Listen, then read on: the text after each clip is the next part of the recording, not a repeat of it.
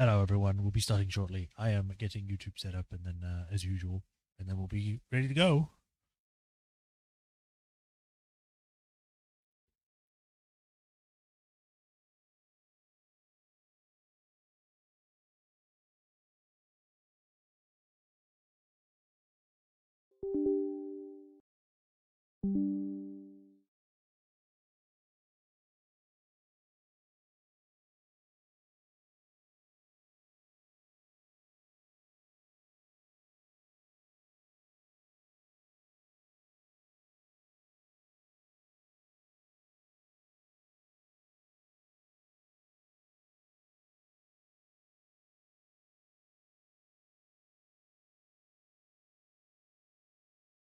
Okay, that's all good. That's been saved. Everything seems to be stable, so we'll just go straight in. Hi everyone, welcome to another stream of the Phoenix Wright Trilogy. Where we had last left off, we did the first day of the trial, and we had pretty much failed. We actually managed to postpone the day, or the verdict of the trial by a day, but we were supposed to get an acquittal in one day. We failed to do that, so we'll see what happens. And also Edgeworth is angry about a card that had a picture of a shell on it, but we'll probably find that out when we get the recap for this episode. But yeah, got that. Anything else? I don't think anything else happened that I didn't mention, or I have to mention, so without further ado, let's go straight in.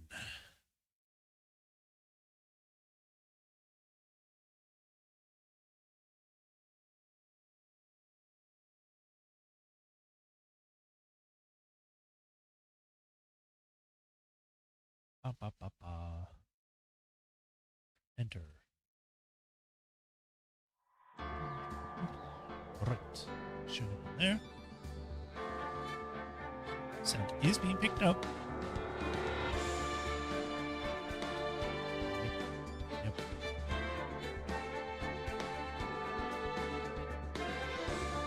Okay, everything seems good. So we'll go. Continue with the adventure. Huzzah! Part 3-1.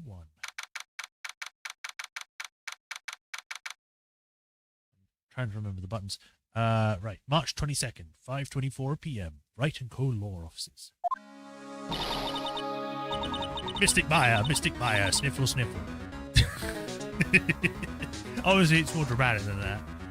But I don't want to do that. The first words for the day is that Mystic Maya! There, Pearls. I can't take it anymore. Look, he'll be alright. Everything may still work out. Huh? The condition was that we had to get a not guilty verdict. And so far, the kidnapper has kept his word and hasn't hurt Maya. And he won't because Mr. Engard hasn't been given a guilty sentence yet. Sniffle, sniffle. That's more like... Cheer up, we don't have time to stand around crying, we've got to get going. You're right. Mr. Myers in more pain than I am. Yeah, that's right, so... Hey, you guys, glad I caught you, pal. Mr. Scruffy Detective. Oh boy, looks like Detective Gumshoe has been dubbed Mr. Scruffy Detective by Pearls in Pearls' book now. It's just plain old Mr. Dick Gumshoe now, and I came to talk to you, pal. But we're kind of busy right now. I mean, not really. So, what are we going to do from now on? What do you mean, pal? Well, you've been fired, right? So, do you have a new job lined up yet? Oh, that. What am I supposed to do now, pal?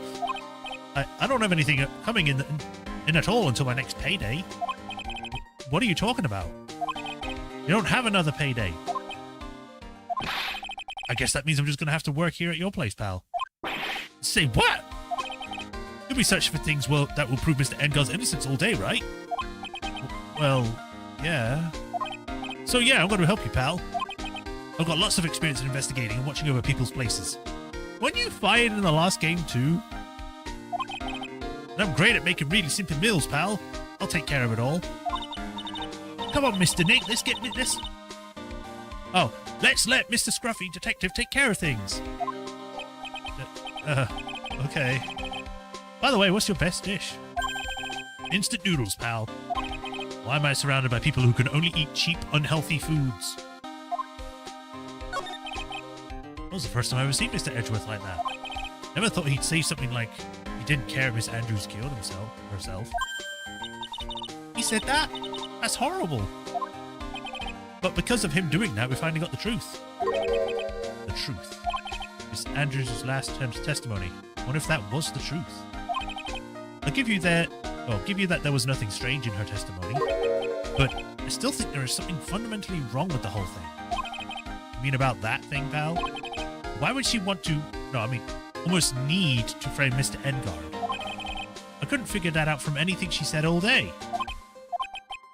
Then you're saying that testimony was a lie? Not a lie per se, it's just feels like there's more here than meets the eye. Or that's what Edgeworth would say, like us to believe. That's such a dirty trick. Even that woman prosecutor was better than that. Franziska von Karma. Speaking of Miss von Karma, do you have any more information on her condition? Wasn't she shot this morning? It's funny that everyone just forgot about that until just now. Miss von Karma was shot today on the way to the trial by a pistol pal.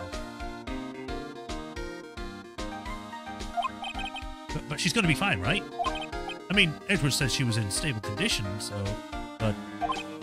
Well, she was shot in the shoulder, so she's okay and still hanging in there. They should be done taking the bullet out, so she's probably resting at the hospital.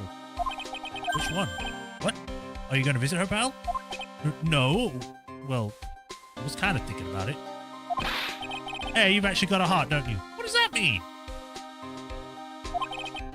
Looked like she was being tortured to death not being able to go to the trial today.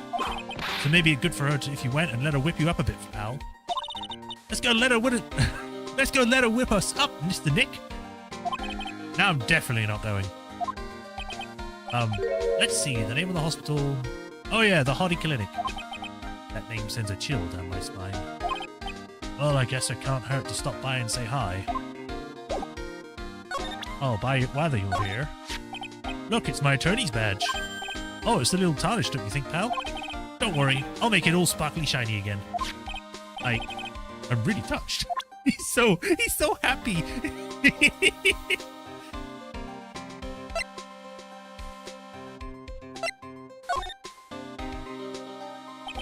So this Nickel Samurai was really Miss Andrews, huh? Huh? That's more of a question than what I said it as, but yeah. Yeah, this is either when she went to Mr. Eingar's room to get the knife, or when she was done with the foul deed. But I guess we'll never know. Who would have thought that this knife Mr. Engard used to eat his dinner steak with, for one, that it would be stabbed into the victim's body by Miss Andrews of all people? I guess she just hated the victim that much, huh, pal? The question isn't why she hated the victim to that extent, but rather, why she tried to pin the murder on Mr. Engard. I wonder if she really hates Mr. Engard. Could you please take a look at this? I can't think of anything to say about this, pal. But why don't I take us some instant noodles instead? That's okay. Really. Hey, Swordmaster, welcome.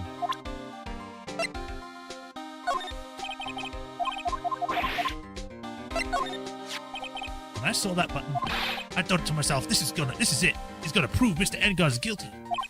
But it looks like there was a lot more to it than I thought, huh, pal? You're a pro. You should know better than to say something like that. Well, I'm not a cop anymore. I'm just a regular helper around the office now. So, I wonder if he misses working down at the precinct.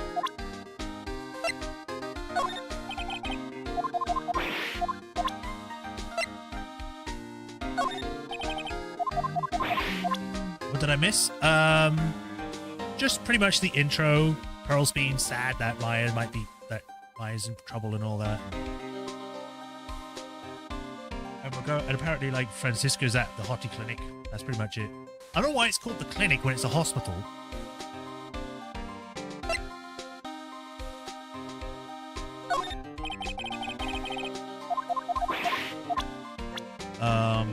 Maya. You'll be okay. You'll see her again, little missy. Yeah. It's really important that you don't give up. Okay. I guess a big voice really does give you a sense of presence. I won't give up, ever. So how you doing? I'm doing alright. No, same as usual. Announcement about Devil May Cry and Tomb Raider animated shows. Now, I heard about the Devil May Cry one. I did not hear about the Tomb Raider. I'm on the fence about it, because the last Devil May Cry anime was not the greatest thing in the world. It had issues. And I wasn't expecting a Tomb Raider one.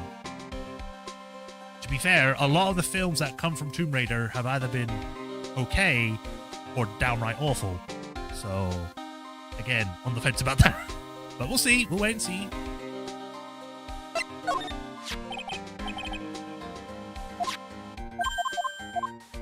Oh. We'll try again, because I didn't mean to skip that. Cheer up. You can't give in, missy. Yeah. Hey, I know. I'll show you something cool. How's this? It's a real, genuine pistol. I don't have my pistol on my police badge anymore. Cheer up. You can't give in. Yeah. What are those two doing? They're giving each other support. What do you think? People are jealous of my roguishly cool detective look, pal. It's because of this look that I passed the detective test, you know?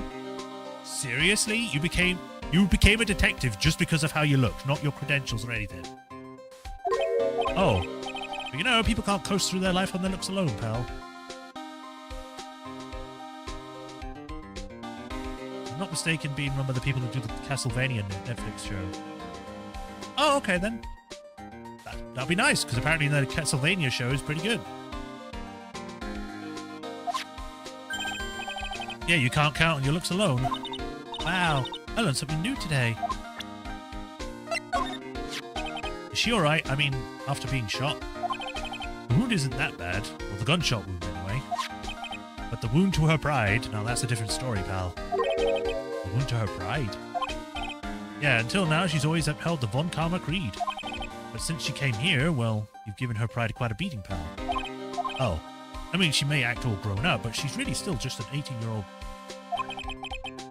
I was going to say 18-year-old girl, but that's not what the thing says. It just says 18-year-old. Quite frankly, I'm worried about her, pal. Aww. Also, she actually did live up to the Von Karma name because she got shot in the shoulder, just like her father did.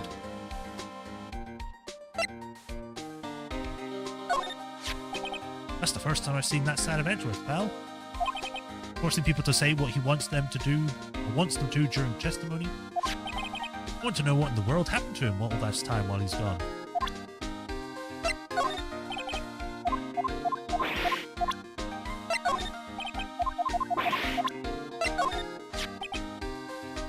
No real friend of action shows or anything, but even I know who on put it on that end on. Yeah, I've already heard this. Whoops.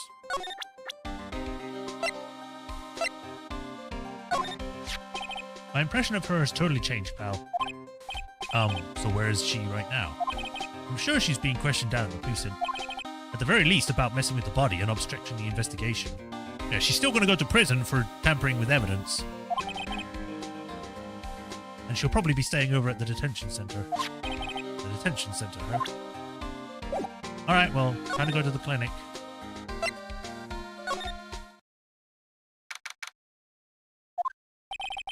Never thought I'd ever come back to this place. I've forgotten how to do his voice. He shows up for one scene, makes me do his voice, and now I can't remember it. Yes, are you here to visit a patient? Hi. Wait a second, you're... Yes, I'm Director Hottie. Why are you still here? Yes, what is it? Yeah, I can't help you. You can't tell me. Yes, yes. Director Hottie. Oh, it's you. Edgeworth. Yes, I'm Director Hottie. Oh, you're the man from this morning. Yes, what is it, huh? Director, Francisca. How is Francisca Von Karma? You don't need to worry. Yes, she's in good hands. Because you see, I'm personally taking good care of her. Yes. Yes, and that surgery, it went well. You have my gratitude. Looks like Edgeworth doesn't know about this director and his secret. She looks so pitiful, absolutely terrified. Yes. But I understand. Yes, her opponent was a gun after all. And then I stuck in her real secret like she would scream real loud. Yes. I see. But she's really cute too. When I do that, she whipped me with her whip. Boy, did I cry like a baby. Yes, but I think I should get used to it. Thank you. Go back to your room. You're so mean. So mean, my frisky friska. But that's good too. Okay, yes, it's time for my IV drops. Yes. I hate that guy. I hate him. And what are those tulips doing in your hands, Mr. Phoenix Wright? I knew I shouldn't have come here.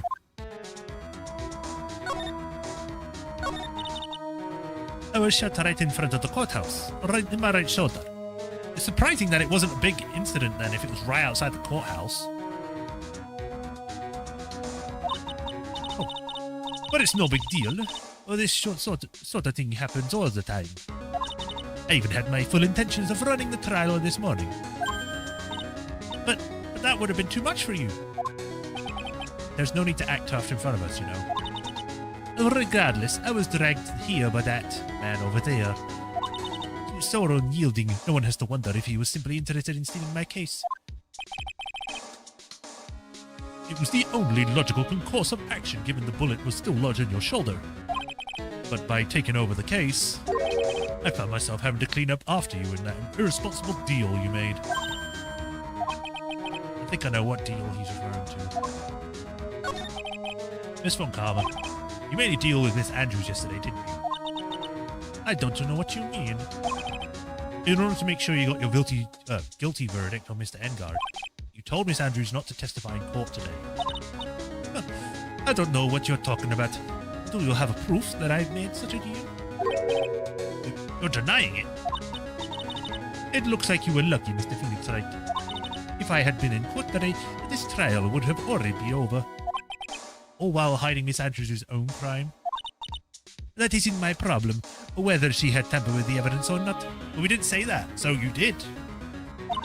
I have only one objective, to find Mr. Engard guilty of the murder. The end justifies the means, Mr. Phoenix Wright. The end justifies the means. This one, Karma. Adrian Andrews believed you when you said, if you don't tell the truth of what really happened, then Engard will be found guilty. And what does that have to do with me? Because of that, she's now in danger of being found guilty herself. All because she believed in your words until the very end.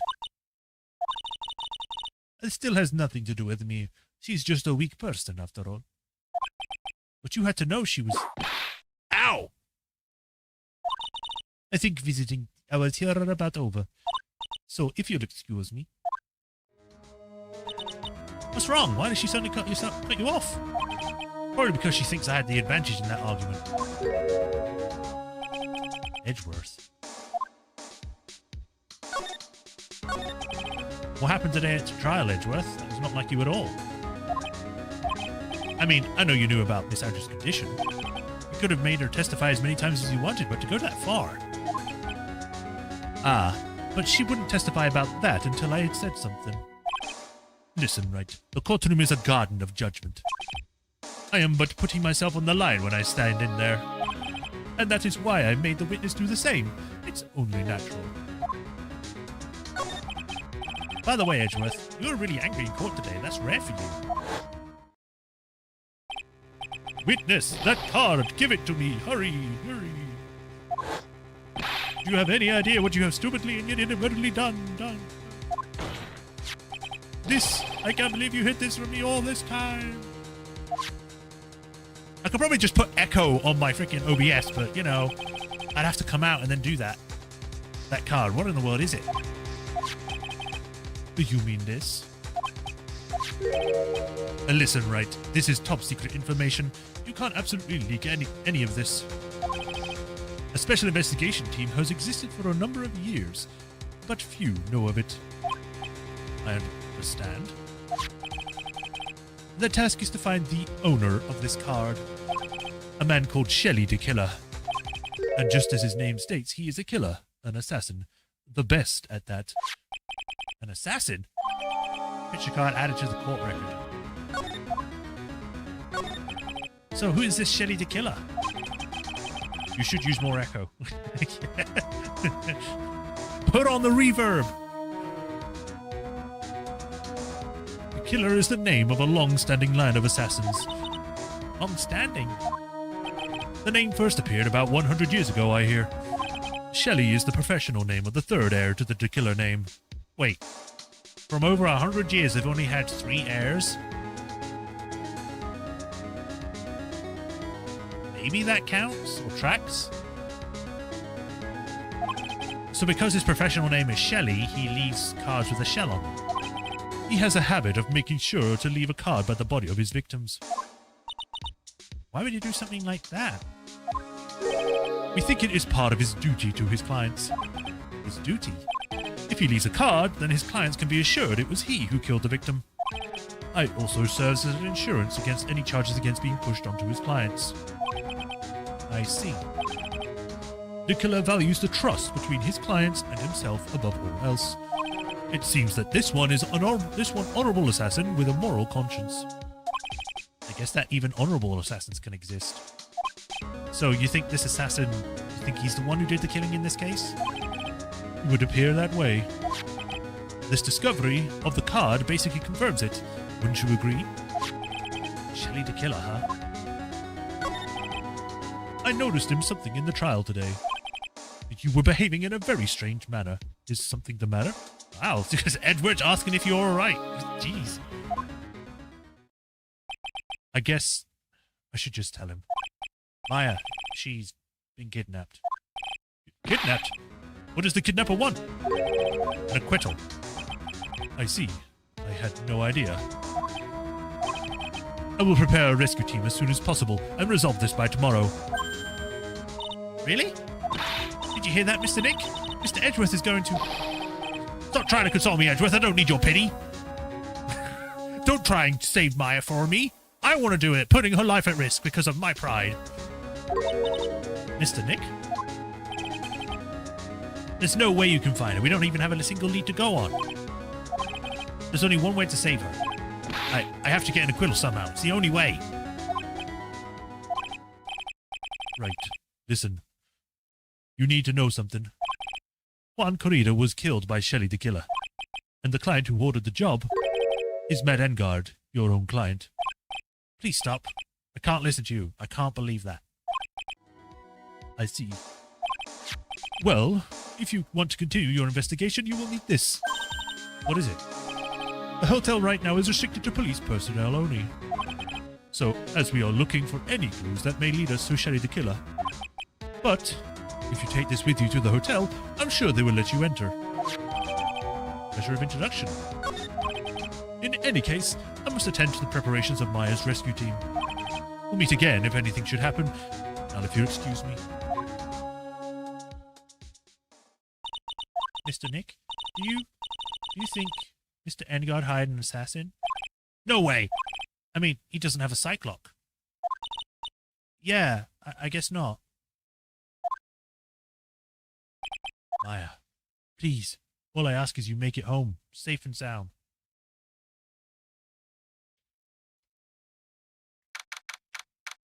Date, I don't know, time sometime, location somewhere.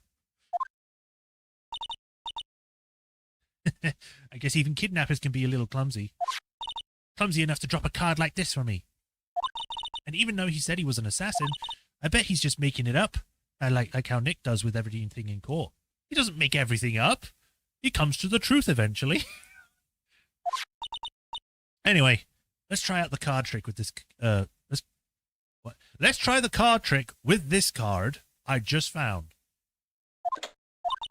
Sounds like I got the door open. Okay, time to take a look around.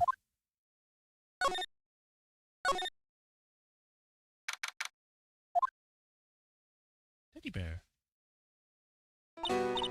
What is this place? I've got a feeling I'm not in the hotel anymore. Are those videos over there? Well, I'll worry about that later. For now, I should be looking for clues. That way, I can show them to Sis and maybe get out of here. Why does this say satellite dish? Digital broadcast, you mean satellite? The first thing that grabs my eye is this. How long have I been going for so far? 10, 20 minutes? Let me check. Yeah, about 26 minutes. There's a framed picture sitting on this coffee table. It's a picture of a woman. She's kind of pretty. Hey, looks like there's something written here. Let's see. I think it says, "With love, Celeste." I bet this could be a clue. What is this thing? An antenna? I guess. And this is a VCR? Sure, a lot of electronic gadgets here. What is an antenna doing here? Locked, of course. It doesn't look like I can use the card to open this door. There's a little hole at the bottom of the door. If only I was a little skinnier. Skinnier? That is a huge cat flap. Anyone could fit through that. Well, most people could. Then maybe I'd be able to crawl through there. That's weird. What's a figurine on the sofa in a place like this? I think it's a bear? Aw, how cute. But it's got a lot of cuts and slits on it. I wonder if it's some kind of puzzle or something. Oh, this simply will not do. I cannot have you wandering around at will. Ah! It seems that your Mr. Wright is truly concerned about you. He is? For now, I would suggest you remain cooperative. If you cannot, there are ways in which I can help you. Ways? You mean... Dead men tell no tales is how the saying goes. Correct? Dead? I'm almost certain I told you on the first meeting. I am an assassin. No way, you're lying. I mean assassin. People are not always who they appear to be. Nick.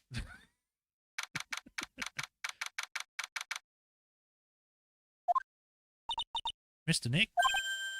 Oh, yes, Pearls? Got caught up in my thoughts about Maya's situation. Mr. Edwards has left, you know. I guess for now I have no choice but to believe in Mr. Engard. But I think I should listen to his story one more time. Alright, let's get going too. Okay. Now, this guy has been here for a while. Is he still recovering? This patient is undergoing rehabilitation. Wasn't that patient standing in the same spot the last time we came to visit? It doesn't look like they're moved to the close to the reception desk, huh? Is the clinic really doing anything? Is that better than really helping people? Or is that patient really getting better? Hey, don't just cut into my monologues like that. I'm explaining things here. Ah, sorry. Yes, sorry. Yes. Yeah, I want to look. I don't want to examine anything else because this guy's still here. So bye. What was that passionate Nick scream? It was the best kind of Nick scream.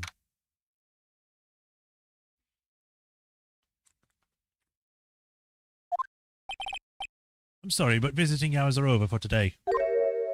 Ah. Ugh. I have too many questions I need to ask. I'm sorry, but I'm Phoenix Wright, a lawyer for one of the... You're Mr. Wright, you say? Oh, yeah, there's a message here for you. A message? It's from Matt Engard. Oh, here you are. What did he write? Is it something really important? I don't know. Well, let's see what it has to say. To Mr. Lawyer Dude. God damn it. Can I go back? I didn't mean to click there. Why I feel all of uneasy all of a sudden. And now I have to do his voice, it's actually him. Oh, Mr. Wright. So actually, I have a favour to ask of you. Actually, I have this cat named Sue. He didn't put up a lot of food when I left the house, so he's probably pretty hungry. You think you could drop by my house and feed Joe for me, dude? My house is just a little ways down the road. Hotel, all right? Why don't you just stay in the house then? Why did you go to the hotel? This is terrible. Let's hurry. We have to feed this cat. I'm sure poor Shu's stomach is growling by now. Yeah, I guess. A client's request is a request. Guess I should go check up on his cat. Luckily, I think I can actually reread that so I can get the first part. No, I can't. It won't let me. Alright. How do I get to his place?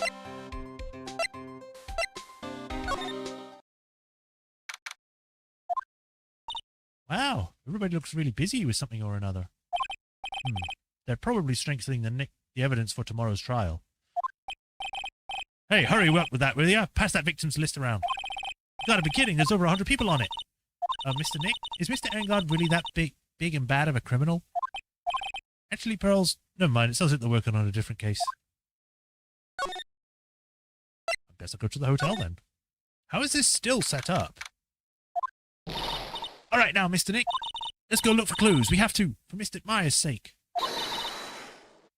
You shall not pass! Oh, it's you.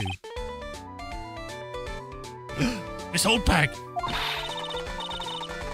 Don't devalue my name and turn it into a gas, you spiky-headed pettifoggers.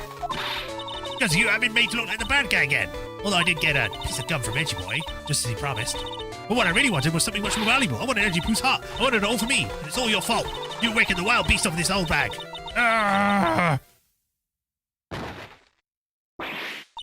Huh? Miss Oldbag? Keep your hands off me. This helmet is airtight. No air's getting in and no air gets out. Then why did you keep putting it on? Don't think you can get me to move with silly questions. You're going to have to defeat me if you want to get by. I'm not hearing this.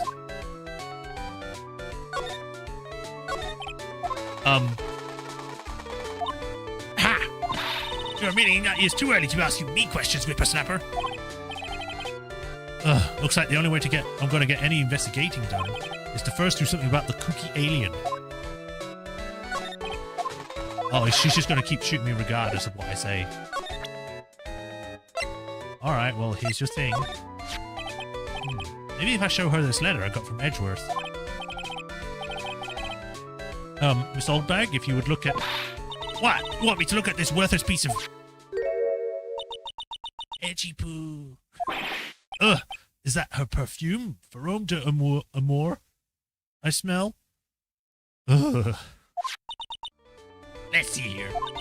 Would you please allow this unsophisticated young person to conduct his investigation? Yours truly, Miles Edgeworth. Yours truly? Huh? That means as good as flattery. Well, that man's good as flattery. Fine, but only because Edgy Poo said so, you understand? An introduction given to Mrs. Oldbag. More like taken. I just thought of something I have to do. Remember, no messing around. You do anything bad and I won't let you off the hook. Goodbye. Looks like she has strong feelings for Mr. Edgeworth. That may be, but you know, nothing's going to come of it, or nothing's going to come of it. That's so mean, Mr. Nick. Feelings are meant to be told and shared, and then ignored because they don't matter. Especially from an old bag. Ow. Every time we talk about love, I always end up with this handprint on my face somehow. How in the hell did she slap you up in the face? She's like 3 foot. You're like 5 or almost 5'10", maybe. She would have to jump to slap you.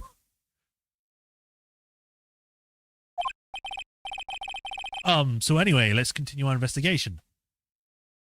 Again, why are Edgeworth and Wright friends? Why is anyone friends? Why do we keep having Maya around when all she keeps getting done is either getting kidnapped or framed for murder? Why? Okay. What? What now? One little thing before I forget.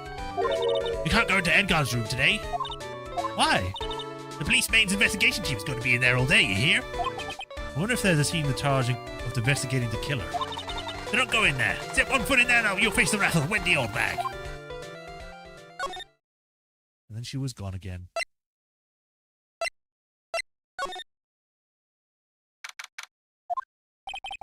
Looks like we're not the only ones here. Or looks like we are the only ones.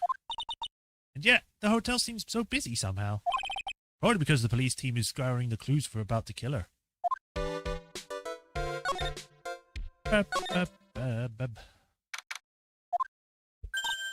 Hey, city boy! Laura, you're still here. Reckon, course. An investigating photographer eats or starves on her ability to snap up the scoop, yeah? And this hotel just has that aura of mystery. You know, like something's always about to happen. But do you have a camera? Wreck given.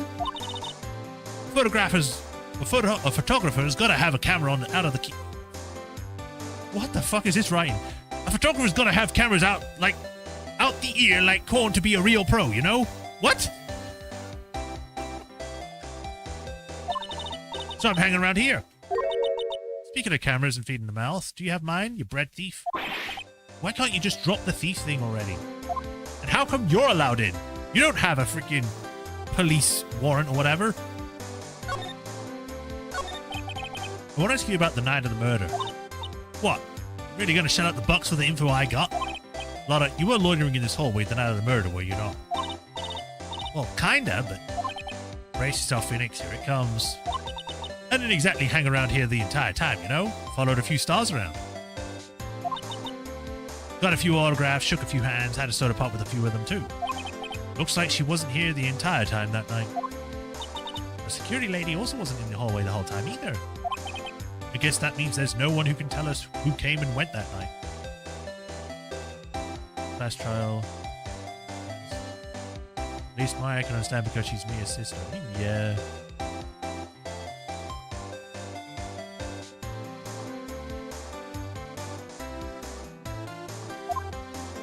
Scandal. So about the note that was inside your camera case. Oh, that Diddy arrow? Yeah. Can I believe what you've written? You mean that stuff about Engard shoving his manager lady onto Karita? Yeah. Oh, well, I reckon you best not be believing that. What? Look, I sort of wrote that on a whim, you know? Writing whatever came to mind. I cannot do a southern accent for the life of me. I need to get one of my friends that is from America or something to do it. Whatever came to mind. Yeah, you get down to it, it's just a lot of random bull-dooders. Why are they throwing just random words in now? Hey, what's with you? Why are you staring at me like our grandpa used to? Huh. Hey, why you gotta look like you suddenly got older too? Or am I just shrinking here? My baby. My $1,600 baby. What's with the red-coated prosecutor anyhow? That guy told me it was evidence and refused to give it back to me. Well, that's kind of how it is. Hey, you're that redcoat's friend, ain't ya? So put it in a few good words for me and get my camera back. You want me to do what? Listen, nag that guy real good for about 5 hours and guarantee he'll give it back. For 5 hours? Wow. Why don't you do all your own dirty work? Well, I reckon it's time for me to get going. A tabloid photographer without a camera is just a tabloid, huh? Yeah, I guess so. Keep yourself together out there, you hear? I'm coming to see you in the court tomorrow. Okay, I'll see you then. And you too there, little one. Keep up the good work, okay? Okay. Don't be picky about your food now. Okay. And make sure you do all your homework, you hear? Okay. If you haven't, would you just please leave already?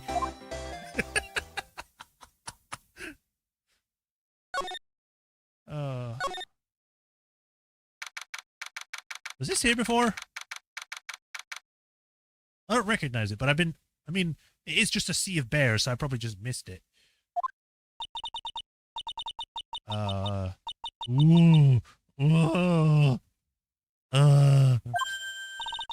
Mr. Nick? What is that otherworldly, ghastly moaning? I was wondering how many OKs will go around.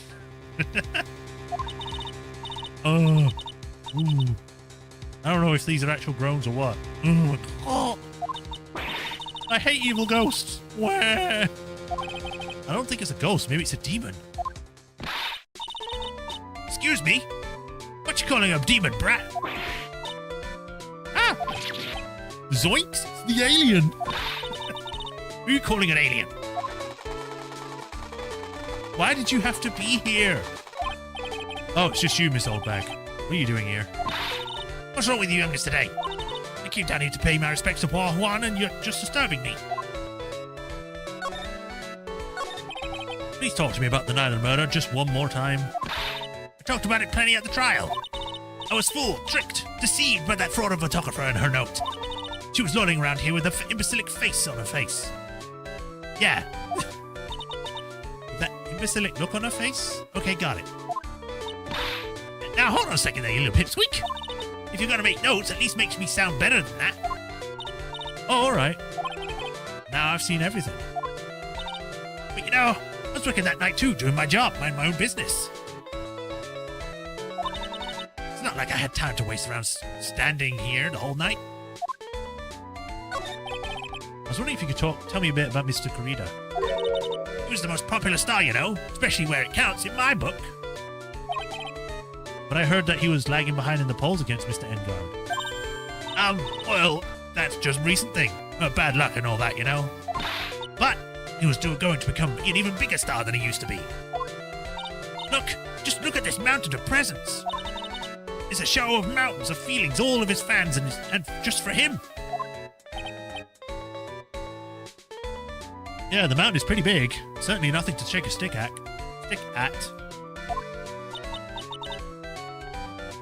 Mr. Nick? What is it, Pearls? The presents. They're all bears, right? She's got a point. There isn't a single thing here that isn't a bear. All of Mr. Kurita's from Paris... I don't know why I'm losing my ability to read. All of Mr. Kurita's presents from his fans seem to be bears. Ah, that's just because you can't think of Juan without thinking about bears. Why? Bears? Why bears? You don't know? Well, my dear, Juan was training, he fought a bare-handed with a bear.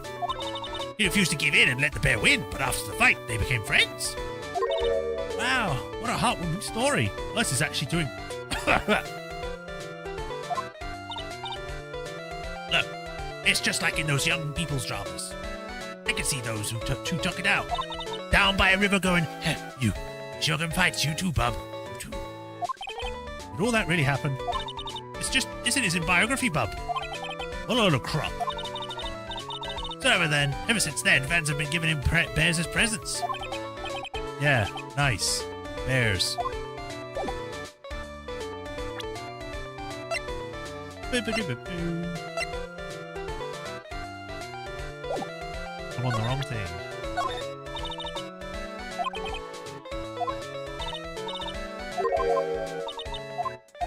This is about her measurements again. Show all the evidence to her. Whoops.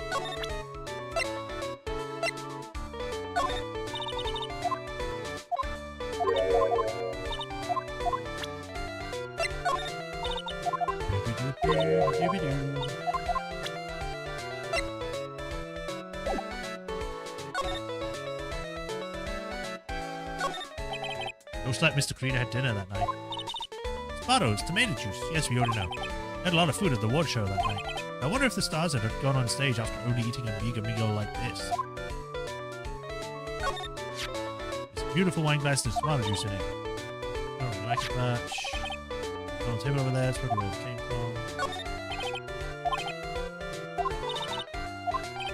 Probably from the glass space Miss Andrews knocked over. So the Nickel Samurai's costume was in there?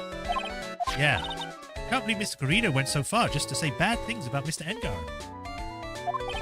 Present random evidence time to further the plot, yes.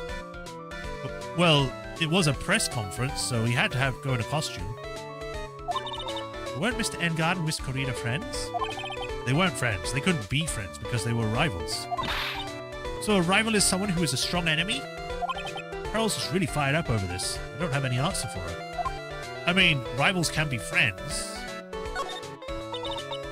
Just these guys weren't. So that's a bed. Yep, it's big, but it's a bed. Ah, Mr. Nick, it's so soft. How easily children are entertained.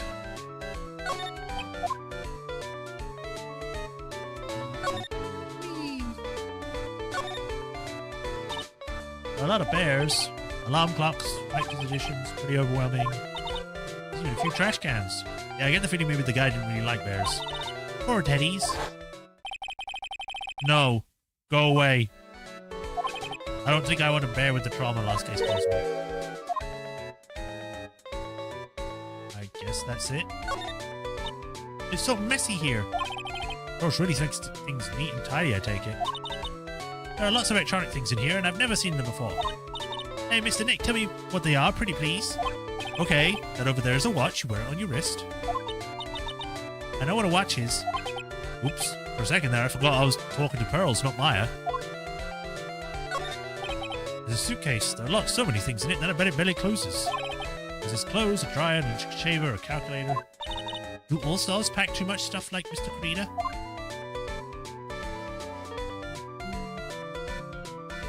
Yeah, not much else here. I think we need to go to Matt's house first before we can do anything here.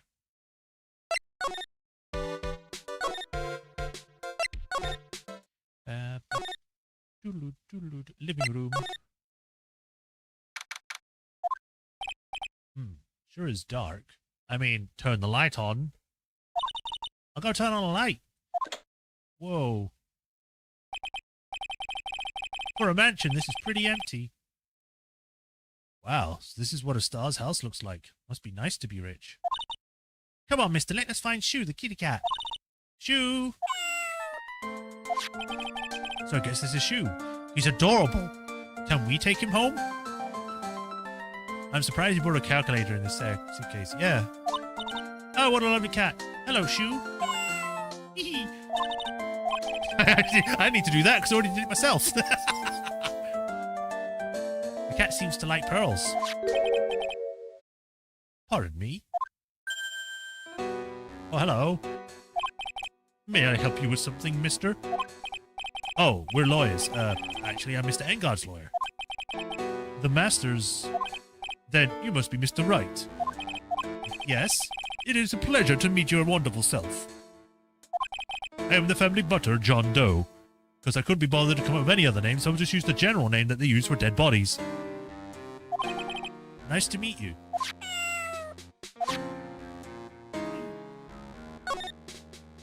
Maybe I should look around first. Oh, there's a giant cooking hearth there. That's actually a fireplace. How are they different, Mr. Nick? You know, I've never actually seen a hearth before, come to think of it. You should come and visit the Fey Manor then. I'll show you one when you do.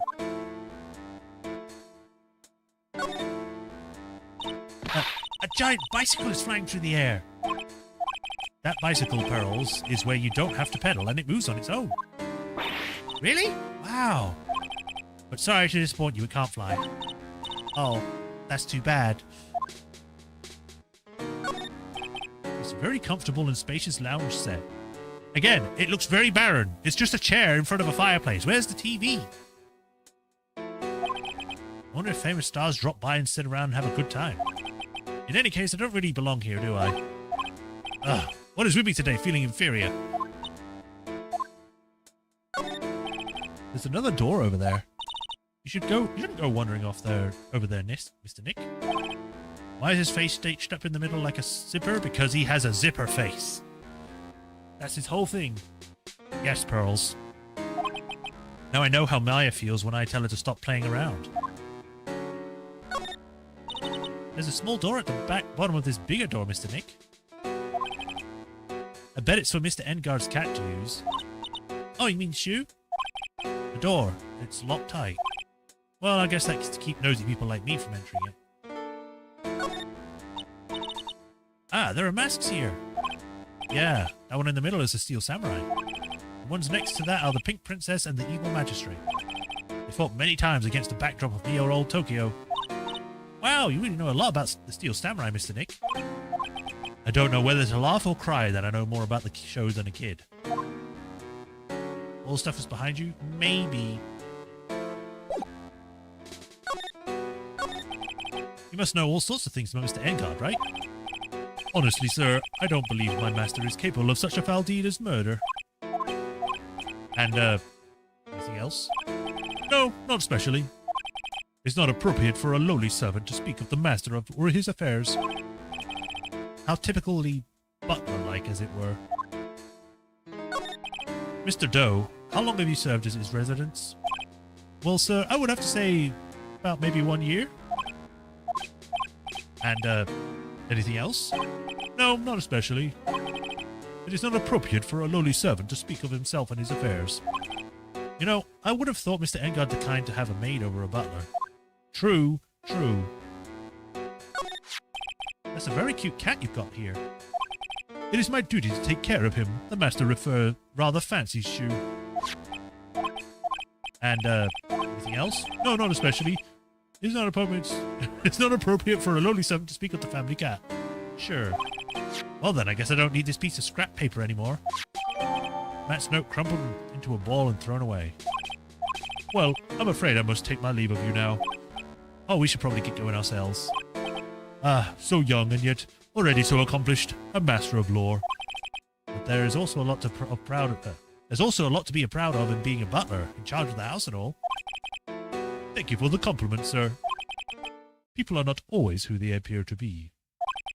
Now, if you'll excuse me. It's a kitty. I wish they had more cats in this game. I think that's the only time we see a cat. But I might be wrong, you know, because I haven't played any of the newer stuff. Oh well, away we go. I'm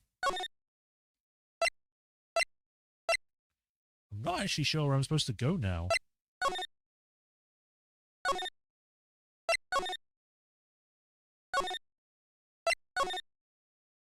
No, I wanted to go back to the offices.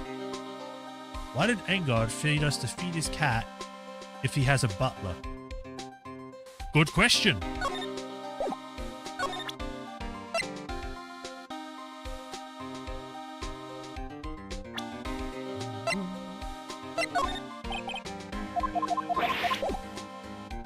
Alright, well, I guess just go to the hotel then.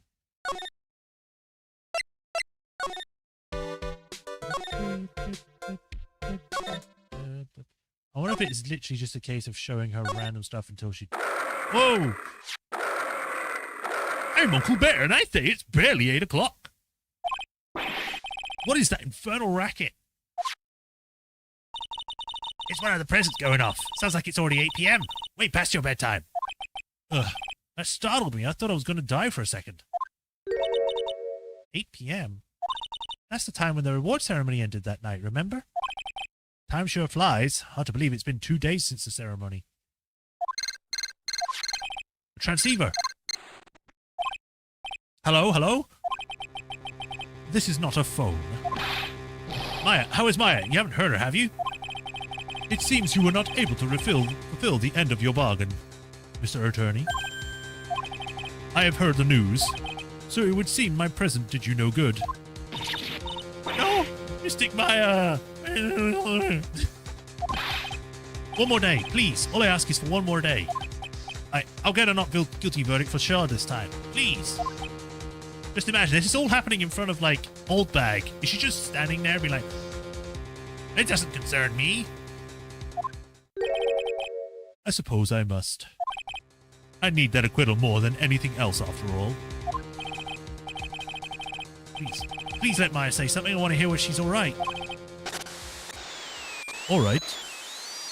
Then, a little... What is with the static all of a sudden? Hello? Hello? It seems... bad. Connect. Damn it, did the receiver just suddenly break? Excuse me. What happened? I don't know. All of a sudden it just became nothing but static. Ah, Mystic Maya! Mystic Maya! Why did the transceiver suddenly break like that? I should probably have an electronics expert look at it. The sooner the better. They have another dog in 6, and that's it, I think. Damn! Hey, you know anything about receivers?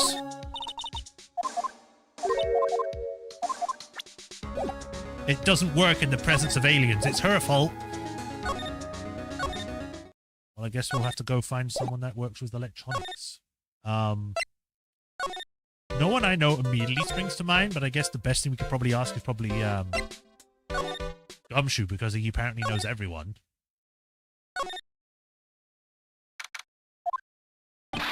Hey, welcome back, pal. I thought I'd make you a little something for dinner. That's nice. Thanks. I bet the killer's feeding the static. Maya's already dead.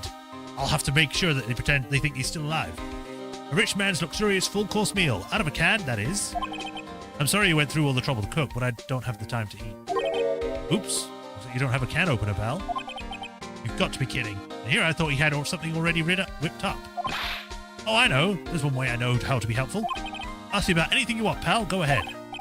Well, since he's here and offering, I wonder what I should try asking him about.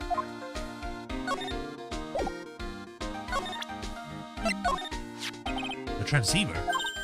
Oh, Mr. Nick. You should have Mr. Scruffy detective about that thing. What thing? Oh, yeah. This thing just up and broke all of a sudden. It broke, pal? Oh, when I was talking to the kidnapper, it just suddenly broke into static. Look, it sounded like this. I don't hear any static, pal. Huh? Maybe it fixed itself? Well, that's strange. I'm sure it was making a lot of loud static noise. Maybe what? Maybe it was electromagnetic interference, pal. That's a big word for you. I'm impressed. Electromagnetic interference. So what is electromagnetic interference? It's something that happens when a radio wave gets mixed up with another signal, pal. Oh, when you put it that way. I don't understand what you're talking about. Like, for example, when a cell phone goes off next to a computer screen, the stuff on the screen gets kind of fuzzy and starts acting funny, right? No, it doesn't. Not with modern day screens. Computer? It's like when you use the dryer next to the TV and the weird screen, or the screen starts looking weird. Oh, yes, the TV does that. Oh, so that's what you're talking about. She seems amazingly happy to being able to understand this. So the room you were in when that interference happened is to the transceiver. There's got to be something there that's sending out very strange, strong radio waves, pal. Something like a listening device or something? Ah. Hey, speaking of that, where were you when it happened? Well, we were in Mr. Kajita's room, the scene of the murder. What? That's it, I'm going to speak with the precinct and get a big bug sweeper. I'm here at the crime scene data, pal. Wait, gumshoe. Oh yeah, baby, it's investigating time. Out of fire, pal, my fingers are itching to go. Yeah! It just leaves like a gumshoe-shaped hole in the wall. We should get going too, Mr. Nick. All right, let's go. Are we also going to the precinct, or no?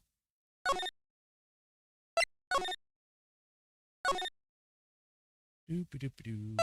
Viola hallway. Someone's been brushing up on his vocabulary. Yeah.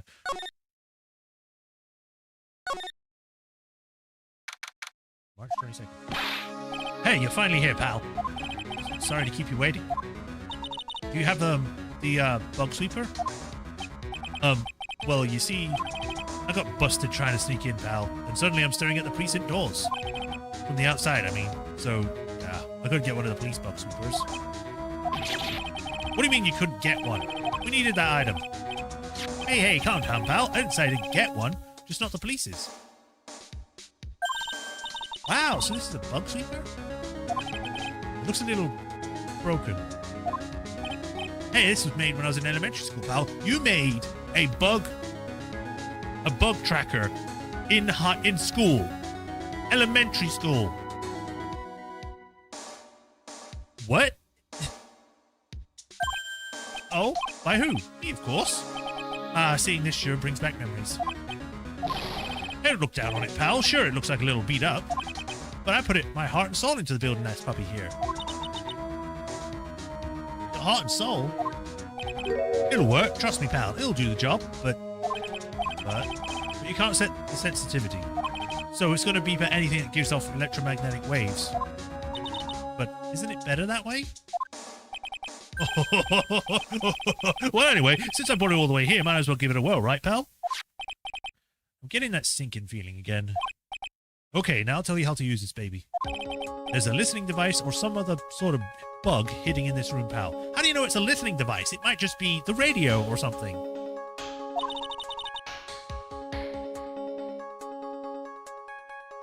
So we're going to find it, right? Right. Now first, let's turn the sweeper on. Next, move the sweeper around to give the room a real thorough look-see, pal. The sweeper will let you know how strong a signal it's picking up, so keep an eye on it, okay? Once you find something that's giving off a lot of radio waves, press the enter button to lock onto it. I don't want to. There's a lot of things here that's going to give off radio waves. So let's make a good look at anything and everything that seems suspicious, okay, pal? Alright, I'm going to go stand outside and keep an eye out. Give me a yell if you find a bug, okay? Got it, pal? Doesn't seem to be anything giving off a radio waves there, Nick. Or Mr. Nick. Keep a careful eye on the bug sweeper and let's try again. This sweeper isn't exactly the best. We'll make do with what you have, right? A cell phone. Nope, no bugs here. A cell phone? What? Don't tell me you don't know what a cell phone is. I'm sorry, I've never seen one before. Now that she mentions it, my cell phone couldn't get any reception while I was staying in Karain Village. Pearls has never lived outside of that village, so... Well, I guess I can't say it's impossible to live without one. Ah, what a lovely bear. Ah! Ah, this must be one of those fancy bear-shaped toy robots. It's a robot? It's a real robot? Yeah, it's a real one. Mr. Nick. Yes? How many horsepowers is it? How many horsies? Horsies? Well, look, it's a bear, so, well, the phone is the most common place for a listening device, I'd say. But let's take the receiver apart first before we get ahead of ourselves here. Wow, you know a lot about electronics, don't you, Mr. Nick? Yeah, I know tons, especially when it comes to taking them apart. It's my specialty. I'll leave the fixing part up to Gumshoe. So, is there a listening device in there? No, and I really thought it had to be on the phone too. I don't really think the listening device is in the TV of all places. Hey, come on, you can't do that. It might be. Looks like the TV is left on and now it's showing an old samurai movie. Yeah, this channel plays all sorts of international movies as well as domesticated ones. Or domestic ones. You know, every time I watch one of those old movies, I always think, wow, these Japanese stars are really good at English. Yeah. When I grow up, I want to study Japanese. You are Japanese! Or whatever.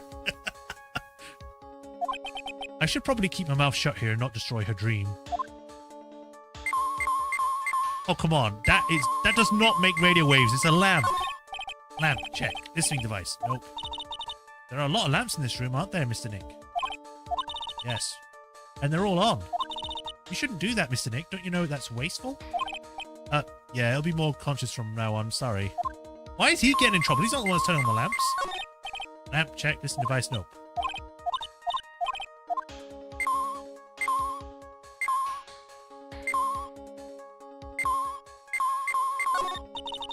She's Japanifornia. The radio is on and playing something. I'm gonna sneeze. Bless me. Oh, it's a kid's question corner. Professor, why is the Earth round? Yes, why is it, Mr. Nick? Why is the Earth round? X-Files music starts playing. What are frogs? Why don't you listen to the radio program a little more, Mr. Pearls? Mr. Pearls? Pearls? Thank you.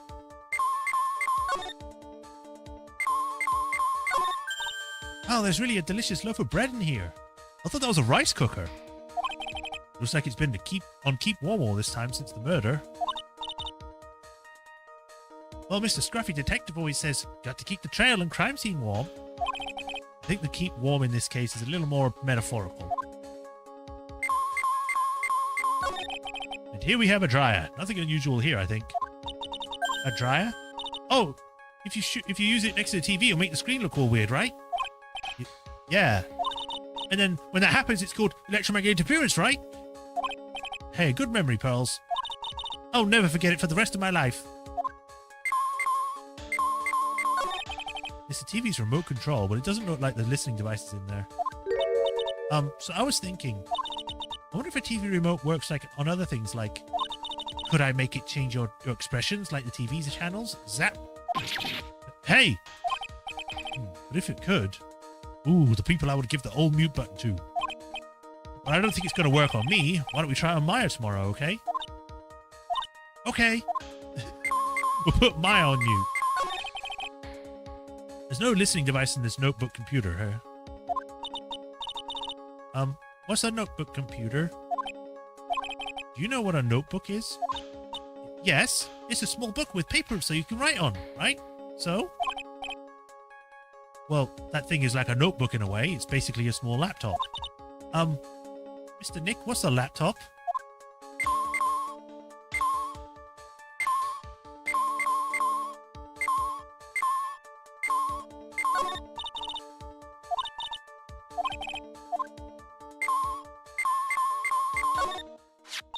This is just a giant stuffed teddy bear, right? It's the biggest one I've ever seen.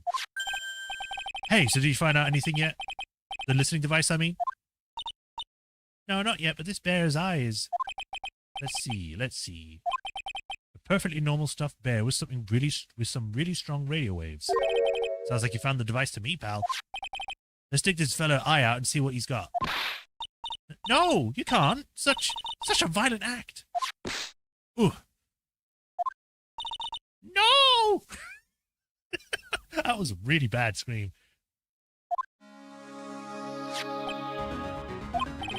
It's a miniature camera. It looks like there's more. There's a transmitter and a timer too.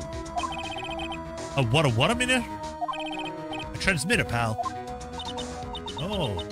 Is this more of the high-tech stuff? So this tiny thing is a camera? Yep, it's a pinhole CCD camera, pal. It's a small high-grade video camera mostly used in security systems. So it's a video camera. It runs on battery, which comes with it in the set. But there's no videotape in this camera. This is only the camera part here, pal. Tape recorders with the tape inside is somewhere else. Somewhere else? The footage is changed from radio into radio waves, and then it's sent to that recorder. So it's sort of like a TV broadcast, isn't it? Hey, you know, you're right. Set to record the victim's room from 8 p.m. for 1 hour. Was running out of time. Or was running out of time on the murder. Honestly, Gumshoe got some really good shine in this case so far, and then AA3 Gumshoe happens. Yeah. So, what is a transmitter? It's a device that sends the footage the camera took to a specific destination. It's like a video version of the listening device, pal. It looks like it's attached to a small clock-like thing. Oh, that's a timer, pal.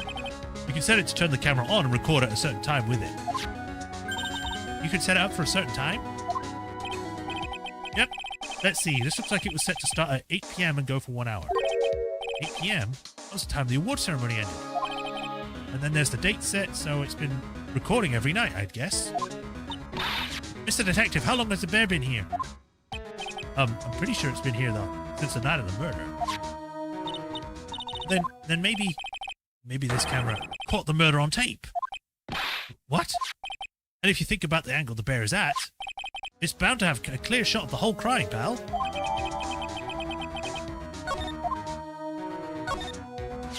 So, there was a camera in this bear's eye, and it was disguised as a present. And I'm sure it was here on the night of the murder, pal. It's pretty big, so it stands out pretty well in my mind. But who gave Mr. Creeder this present? I don't know, pal. But, this means that someone out there has got a video of what happened here that night. Isn't there any way we can find out who that person is? It's impossible, pal. Radio waves can be sent almost anywhere, so there's no real way to find out. Oh. Is there really no way to find out? Stuffed bear added to the court record. I got it! What? Hey, pal, let me borrow this mini camera for a bit. What are you gonna do? I'm gonna go around to the electronic shop and see if I can find out who bought this. But that's impossible. I mean, it's already 9 p.m. Leave it to me. Even if I have to search all night, I'll find your man, pal. Oh, wow, what was that one so loud? Oh yeah, baby, it's investigating time. I'm on fire, pal. My fingers are itching to go. Yeah. He's gone. But Mr. Scruffy Detective sure is a nice man. He's pushing himself so hard, all for Mr. Myers' sake. It's probably Edgeworth going just because he says that. It is a mystery how you always manage to do things in the most inefficient ways, right? You'll have to excuse me. I heard you're in conversation just now. And of course, like, Edgeworth gives like this like victorious music as soon as he appears. Edgeworth, what are you doing here? A rescue team has been created and deployed. I can't say I'm optimistic, but we have to move forward one step at a time. I see. Thanks. Don't thank me yet. We still have to find her. So, there was a spy camera hidden inside the stuffed animal, huh? You are one lucky man, right? Do you know this stuffed bear, little girl? I have no idea. Huh, of course not. The maker of this bear is a very expensive luxury brand from overseas. It's completely handmade, and only a small number of these are exported here. What? The camera and transmitter that Scatterbrain Detective took with him are dead ends. Things like those can be bought anywhere. However, this bear is different. By tracking how it got into the country, this bear can tell us who the buyer is. Can you really do that, Mr. Nick? Can he? Really? Well, I guess so. It's 9 p.m. I think I can still make it in time. I'll be taking this for now. I'm sure you have other things you have to do. Stuffed bear snatched up by Edgeworth. What did you do? Did you just pick it up and put it in his pocket? See you soon, Miss Wright. So heavy. Wait. What? Why are you doing this? I have no interest in explaining myself to someone who cannot comprehend.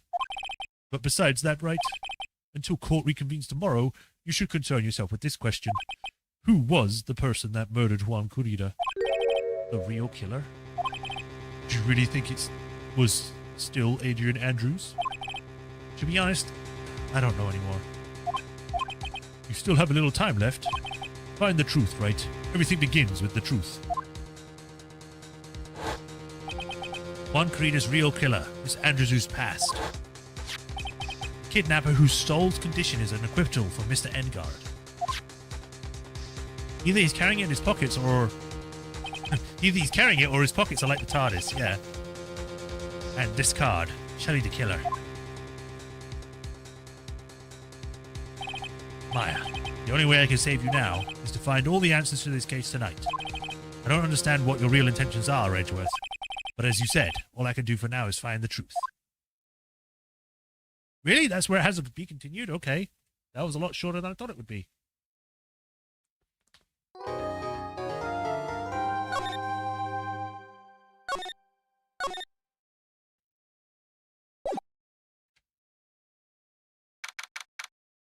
$9:14. Oh, second part of the investigation, I guess.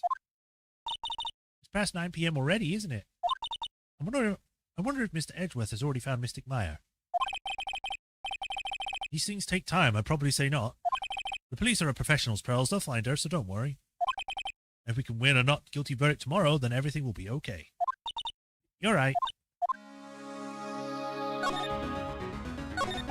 So the real killer who killed Mr. Corrida was that assassin, Dr. Shelley the Killer, right? And the card Miss Andrews found at the crime scene seems to be proof of that. But if that's the case, then a new question comes to mind. Who was the one that hired the killer to begin with? Who was his client? You mean who asked for the murder? That person didn't want to dirty their own hands in blood. But whoever this client is, they're still a killer. Who could have hired the assassin? Do you think it was Miss Andrews? I wonder. What if she was the client? Then why go through the effort to stab the knife into the corpse herself? But if Miss Andrews wasn't the client, then... No, it can't be. Matt Engard himself? If Mr. Engard really did hire the assassin, then he is not innocent at all. Far from it. He would be the guilty of the crime. But it can't be Mr. Engard, right? I mean, when we first talked to them... Okay, I guess I'll do it. Give me a second. There we go. Mr. Engard, I'd like to ask you one more question. Did you kill Juan Corrida? Sure, alright. Just so we're clear, dude. I didn't kill anyone, and that includes Juan Corrida, okay?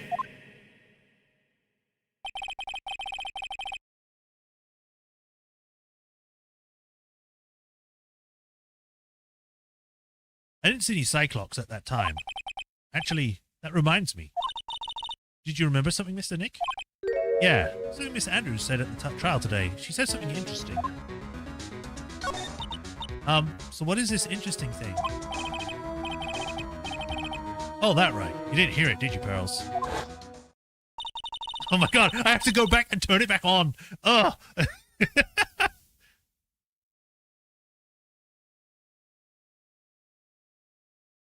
Juan had said everything on that jamming ninja this year. And if we lost the Grand Prix, he was going to make sure Matt was going down with him.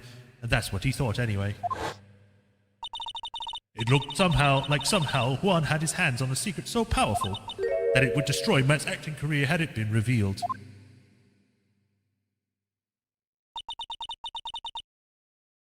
There you go. Was that better? Having reverb on for the flashbacks? For all I know, I don't know. I might have actually just reset my settings for reverb. So if it's too much, I'll have to wait until I can actually check the recording for this or the stream.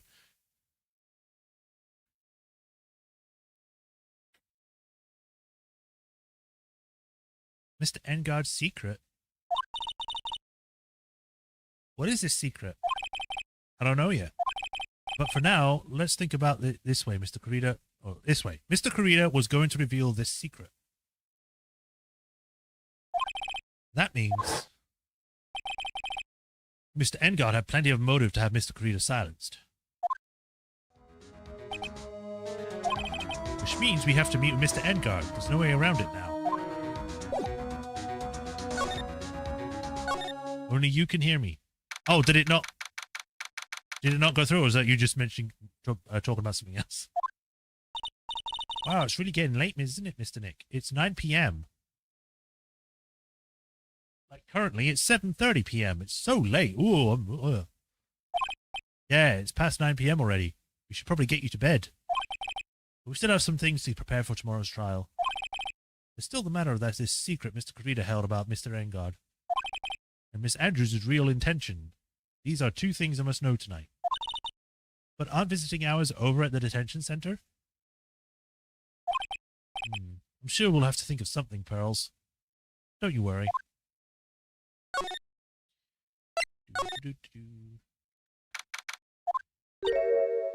Oh, hello. We have to do your voice again, aren't we? Hey, wait! What is it, whippersnapper? All I know is nothing that has anything to do with you is good ever. Just like now, I was handed this strange device for who knows what reason. I was told to use it to search the hotel. That's the bug sweeper, isn't it? The one Gumshoe made. I don't know, and frankly, I don't care, but the request came from Edgypoo, so... Edgeworth? And he said... If you feel angry, direct your anger at the unfisted lawyer. Trying to pretend to be Edgeworth while pretending to be someone else. God. So I'm gonna feel free to direct all my anger towards you. Gee, thanks a bundle, Edgeworth. What a pal you are. It's absolutely top secret, so you better keep it to yourself. I heard they found a spy camera hidden in one of the presents. Huh, very interesting. I'm sure it was, you know, it was to catch poor Juan in the middle of a scandalous meeting. Scandalous? What's that? It means, well, you know, that gossip's been going around about my dear Juan. Oh, you mean the thing about Miss Andrews? But I'm sure she must have had reasons for getting close to Mr. Corrida. I'll let you know another secret, I know who planted that spy camera. It was that obnoxious puffy head for cover girl. The nerve of some people. Spying on people by herself as if I wouldn't want to see it for myself too. Wow, the alien actually admitted her true intentions for a change. I don't know what you're thinking exactly, but I know I can bet that it's nothing good. But I didn't say anything. So you want to know about Juan and that manager, right? Actually, as I hear it, they were something of a professional pair, those two. Oh. tell you. Juan really welcomed that manager with open arms, I heard. That manager? Who are you talking about? You don't know? The manager Juan had. It's a shame she killed herself, though.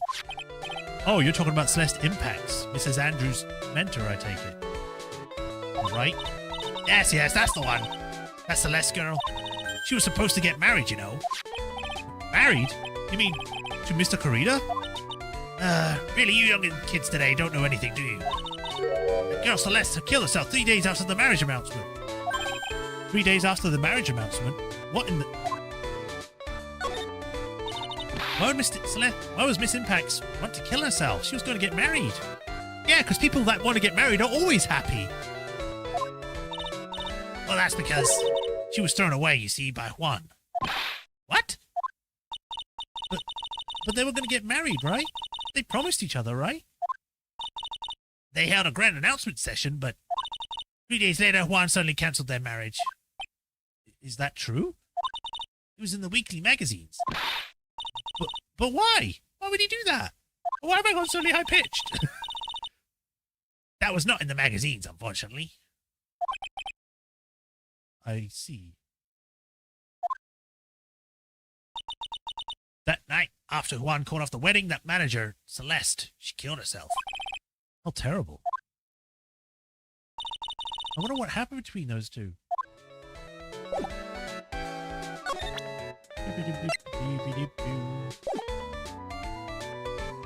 I wonder if I should present her... Nope. Alright, well, time to leave. Bye. On that night, there must have been at least a few hundred people here. I guess the police are done with their questioning and investigating. It looks like things here in the lobby have finally calmed down. Alright, to the Criminal Affairs Department, which is the wrong place, but it would get us to the same place. It feels sort of tense in here, doesn't it, Mr. Nick? Yeah, it does. I wonder if something happened. You're Mr. Engard's lawyers, right? Yes, sir. Well, we have finally found just the person we've been looking for, a real decisive witness. A decisive witness? You mean for Mr. Engard's case? We're taking the witness statement right now. Gotta hand it to Mr. Edgeworth. What's Edgeworth up to now? Who is the witness? I think you know this person quite well, Mr. Lawyer. Mr. Nick? Between the kidnapper's demand and now this, I can't see any way to win here. Oh yeah, Mr. Edgeworth wanted me to tell you something. He did? Even though his visiting hours are long over at the detention center, he wanted me to grant you a special permission, so there you go. What? I've already called them so they know. Go on, go talk to your heart's content. Thank you very much. This is such good news, Mr. Nick. Go talk to your heart's content? Sounds like the police are pretty sure they have tomorrow's trial in the bag. It's Larry Butts. He just suddenly comes back for the second game. I'm sure they must have transferred Miss Andrews here by now. So that means that both Mr. Engard and Miss Andrews are in the detention center. Now then, whose story do I want to hear? Well, I think probably Adrian, because she'll be able to say, or tell us, like, why she was trying to implicate Matt, and then we can ask Matt what he thinks. So we'll go with Andrews.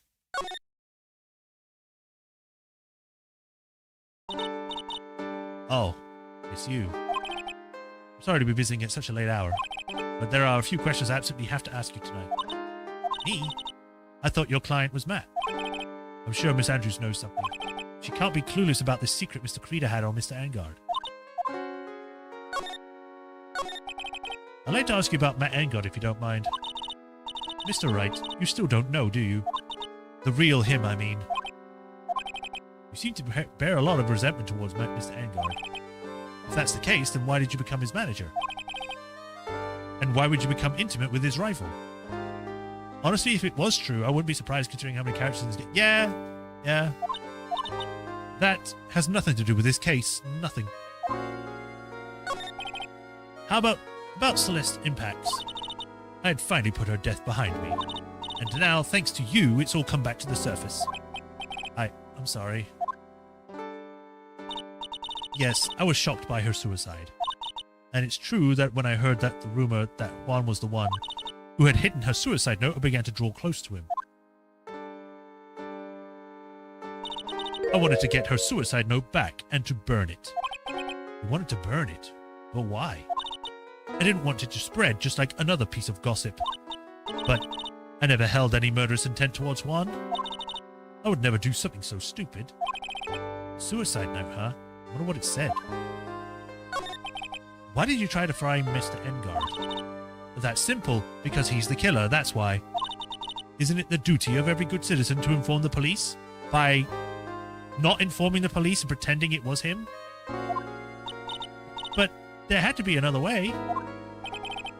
The police are excellent doing their job, so they figure it out, right? Yes, they're so good that they couldn't figure out the real truth behind Celeste's death. Miss Andrews. Well, I know you're not the type of person to do something without a reason, so please tell me why you did what you did. Revenge. Huh? Did you just say something just now? Just a single lock? Okay. A psych lock, huh? Don't you understand yet? You're not my lawyer, to be honest. You're more like my enemy. But I'm sure I just heard Mr. Andrews say revenge.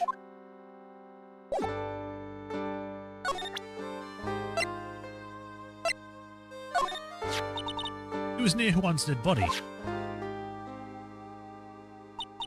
I noticed it when I went to fill the glass, and then when I realized that Juan was dead, I completely panicked. And that's when I must have unconsciously picked the card up and put it into my pocket. As for why, I simply don't know. You know, there was only one thought running through my head at that time. With this, I can finally expose Matt's true nature to the world. His true nature? I wonder what she's saying there, but not telling me what his true nature is. If it were me, I think I'd be happy to finally get that kind of thing off my chest.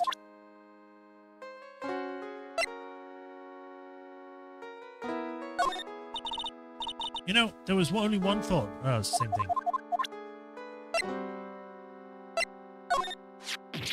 Stop it. I don't remember that hopelessness and despair I felt back then. Hurry up, put that away, Mr. Nick. I'm so sorry. I showed the wrong one, I guess. I don't care what the reason was. It's unforgivable that he hid Celeste's suicide note. You don't have any proof that she left a suicide note behind, right? Celeste. She always believed that there was a right way and a wrong way to do anything. She would have left a note. I wholly believe that.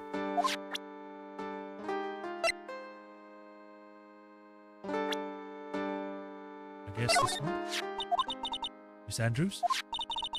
Now things have come to this. I have nothing left to say about that man. No, not one word. I'd like to ask you about this. I told you, I hate trifling matters. It's a waste of time to show me things that have no relevance to me. Wow, this is the first time I've been shut down this badly. You said that before. I guess we'll see if we can do it.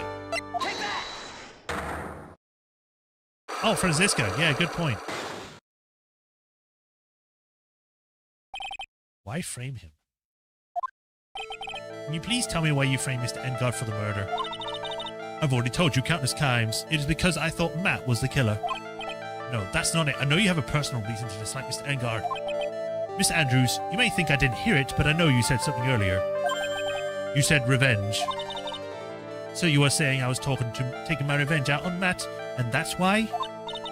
What an absurd idea. I don't have anything I want to take revenge for. Miss Andrews, a woman who lives by dependent on other people. There is something that, or someone in her past that would make her take revenge. Oh, that would obviously be Impacts then. Take that!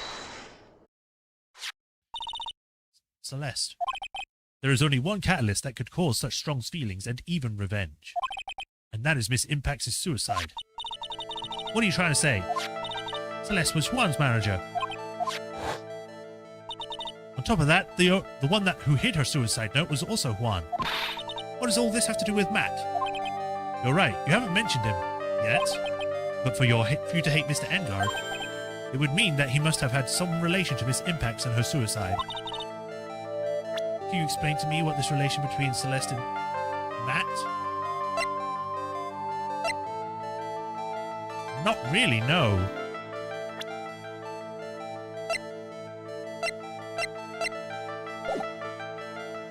I don't have enough evidence yet.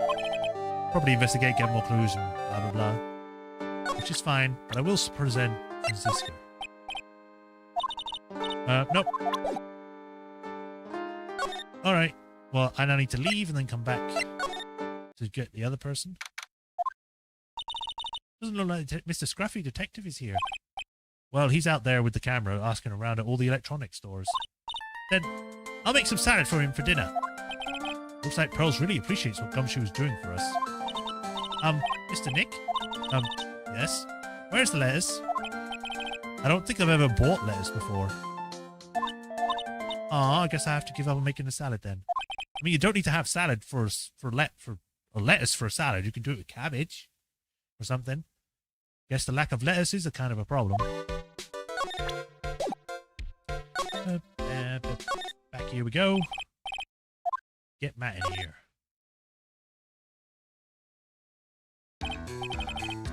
Dude, it's Mr. Wright. I hope you can get me off the hook tomorrow. I'm counting on you. I hope so too. Edgeworth just dropped a bombshell on me by saying that Juan Corrida was killed by an assassin and that the assassin's client is this man, Matt Engard. What's wrong? Mr. Engard, there is something you must know with 100% certainty. Huh? You seem kind of different. You're totally like not your usual self. Lawyer dude self. I mean, you sound like a goofball now. About the press conference. Sure, you mean the one when Ruan was going to dress up as a lyrical samurai? Yeah, I heard a little more about it from Miss Andrews.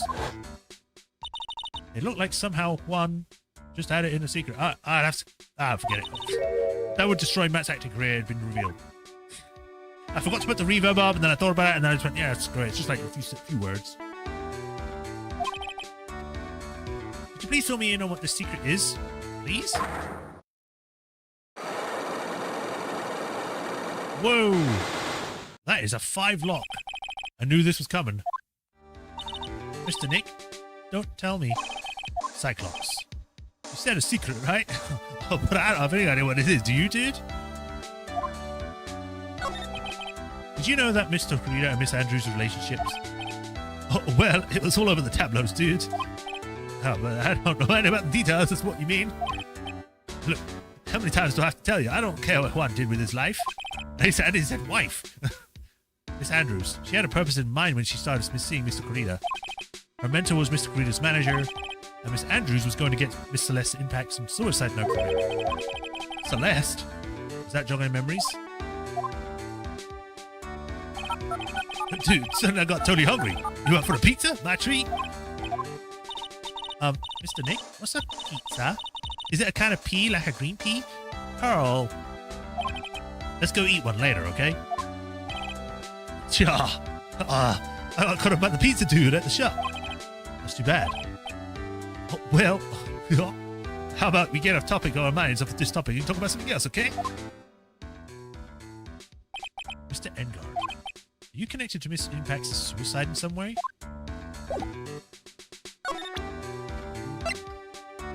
I'm kind of scared to show him this card. What's wrong, dude? Oh, so about this picture card. Have you seen this before? Nope, never seen one in my life, dude. I don't think he's lying. Or is he? Then again, he looked like he gasped just now. Maybe I'm seeing things. Oh, that Adrian. I never thought she'd go this far to frame me for the crime. I mean, what does she have against me, dude? Dude, I don't get it. That's something I would like to know, too. Do you have any ideas at all? Even the slightest clue? Huh? What? Me? Oh, don't be silly, Mr. Lawyer, dude. How am I supposed to know something like that?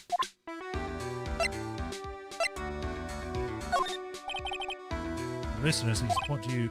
Well, it's not important, but I'd rather be in bed.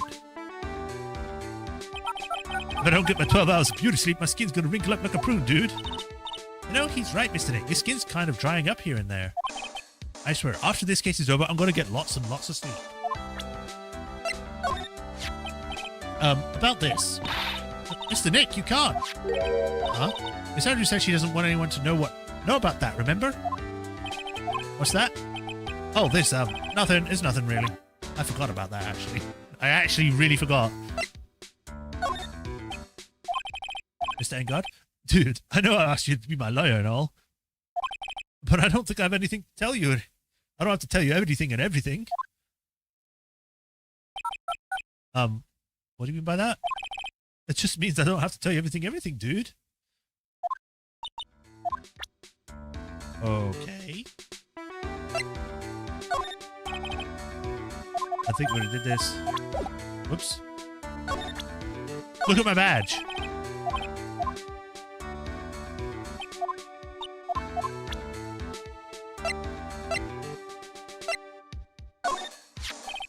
That's a very nice transceiver, dude. Kind of an expert in gadgety things. Why does what he said just give me a sinking feeling?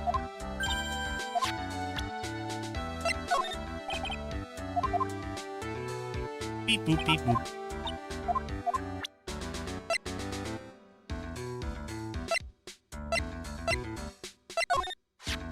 His signature item was a guitar.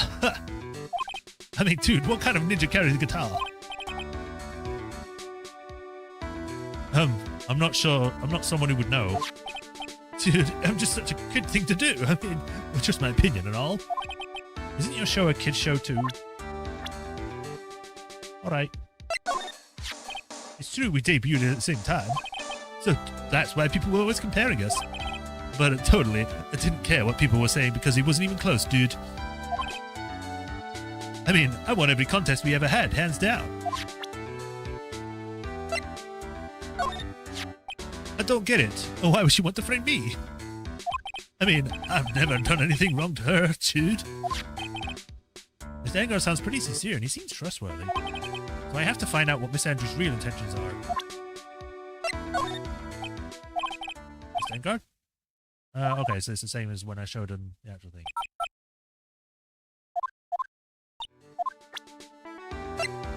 Again, there's no way Juan is 21. But why not? About this person. He's your butler, Mr. Doe, right? You met him at your mansion. Oh, yes, that's right. He's a pretty cool dude who can do a lot of things. He seemed to good care of me. Oh, might as well try this.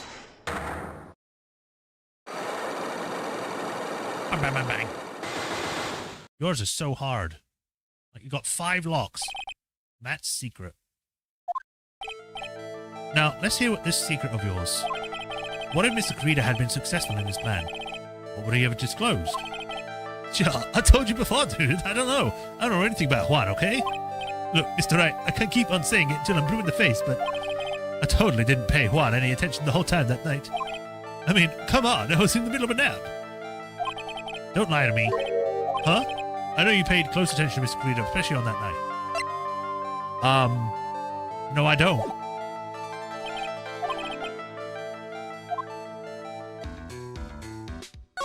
I guess nothing you need to talk about? Nope. Oh. Oh, Mr. Wright, please, you have to help me. Uh-oh. Oh, it's you! Mr. Powers? What happened? Why are you here? Looks like he's in his 30s. Oh, yeah. Hey, you see, I got roped into this somehow. What? And now I'm going to testify at the trial tomorrow. The decisive witness is Mr. Powers? I was talking with a detective until a little while ago when I was on my way home. When all of a sudden, you're under arrest. I was brought back here. Why are you still in your suit? Oh. They said my face and whole self in general looked suspicious or something. Well, I guess I can see how they thought you looked suspicious. I'm just a normal guy on an exercise show for kids. Is that a crime? So, about this testimony you're giving, what are you going to talk about? I really don't know yet.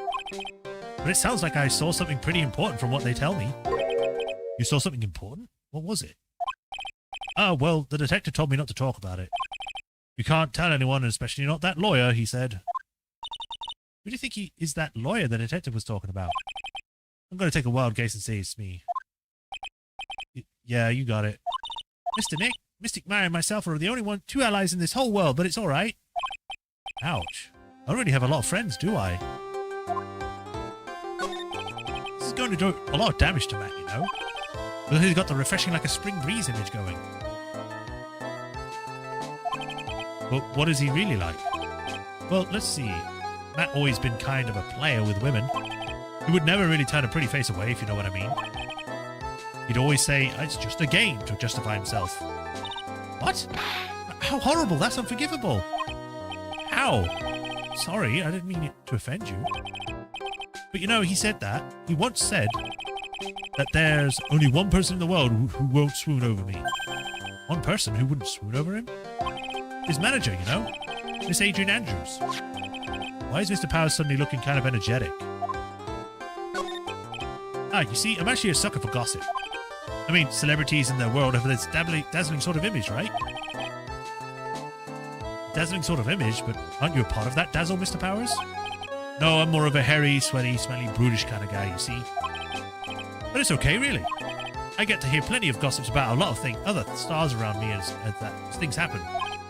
Well, that's true. Oh, hey, so did you hear about this yet? About Miss Andrews' mentor and her suicide? You mean Miss Impact's? You heard something about her wedding was cancelled? Yeah, that's what I'm talking about. I thought about it a little the other day about that mysterious death. Hey, Mr. Wright, why don't you ask me about that? Go on, go ahead. Mr. Powers is so charged up, his skin is practically glowing with electricity.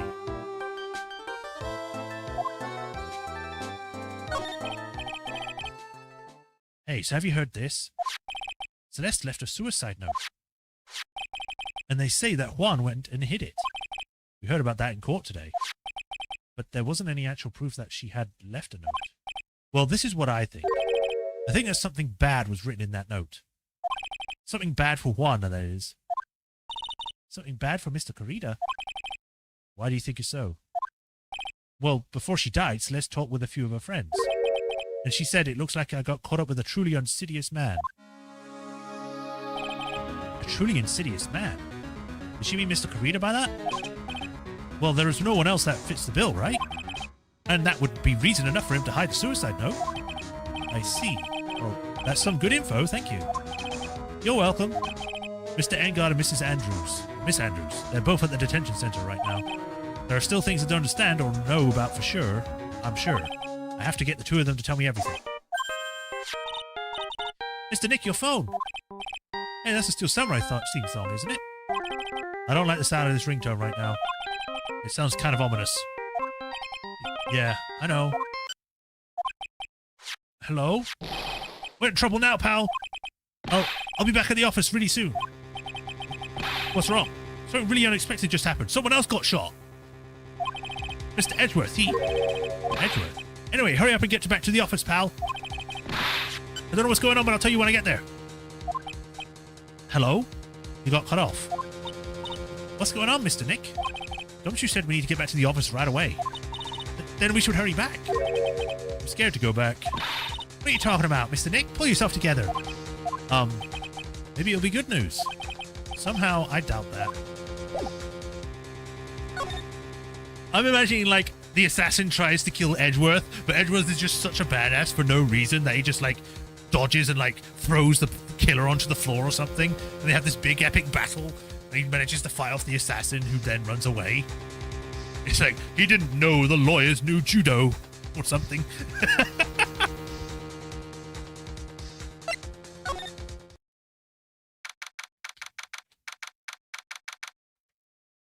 March 22nd. What took you so long, pal? I literally just got here. Mr. Edwards could have stuck around forever and had to go. Well, what happened? We got him. We know who bought that spy camera. Eh? This quickly? The bear's what gave them away, pal. The bear? I figured it out, pal. I figured that we should have been looking into the bear instead of the camera. But wasn't it Mr. Edgeworth who... Shh, Pearls. And go on. There's only one person who bought one of those bears who's related to this crime. Who is it? Who would have been so rude to spy on another person in their room? Matt Engard. Huh? Matt Engard, your client, that's who, pal. And here I thought things couldn't get any worse. That, we found out Edgeworth was the one who paid the assassins so he had an excuse to see Wright again. He orchestrated the whole thing. Are you sure you heard that right? That the person who bought the bear was... I heard it from the department store clerk, pal. This is their card receipt for the purchase. Or credit receipt. It's for $3,800, pal, as an exact price to the match of that stuffed bear. A receipt? That's all you have? Nah, it's not just a receipt, pal. The store clerk said so himself. He told me, I'm sure I sold the bear to Mr. Engard.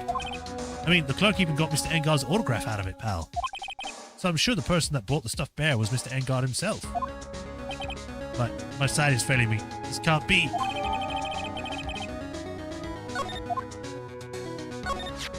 So what about the side camera we found? Ah, that was a dead end, pal. I mean, you can get this kind of thing from anywhere. But for now, I guess I can give these back to you for the file to file away into evidence.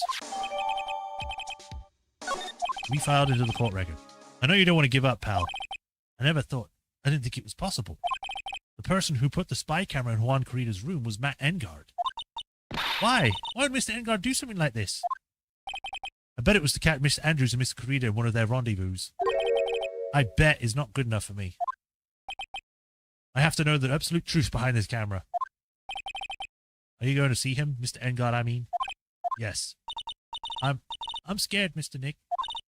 I wonder what we'll find out next. I'm scared myself, but I have to put on a good face for pearls. Now, Engard, what have you done? What in the world have you done? Dramatic. All right, back to the detention center. Oh, he's just here. Okay. Yeah, you're working really late, you know. It's already past 10 p.m., dude. I think it's time you told me the truth. Relax. Don't you know that ignorance is bliss? But if you really want to talk, no, let's talk. Poor Pearl, she really been through a lot, bless her. Yeah. Kinda sucks. She's how old again? Yeah, she's 8. She's 8. She's going through murders, trials. She lost her mother because she was also taking part of a murder. Yeah, Maya's been kidnapped. God damn. She's going to need some counseling after this, I think.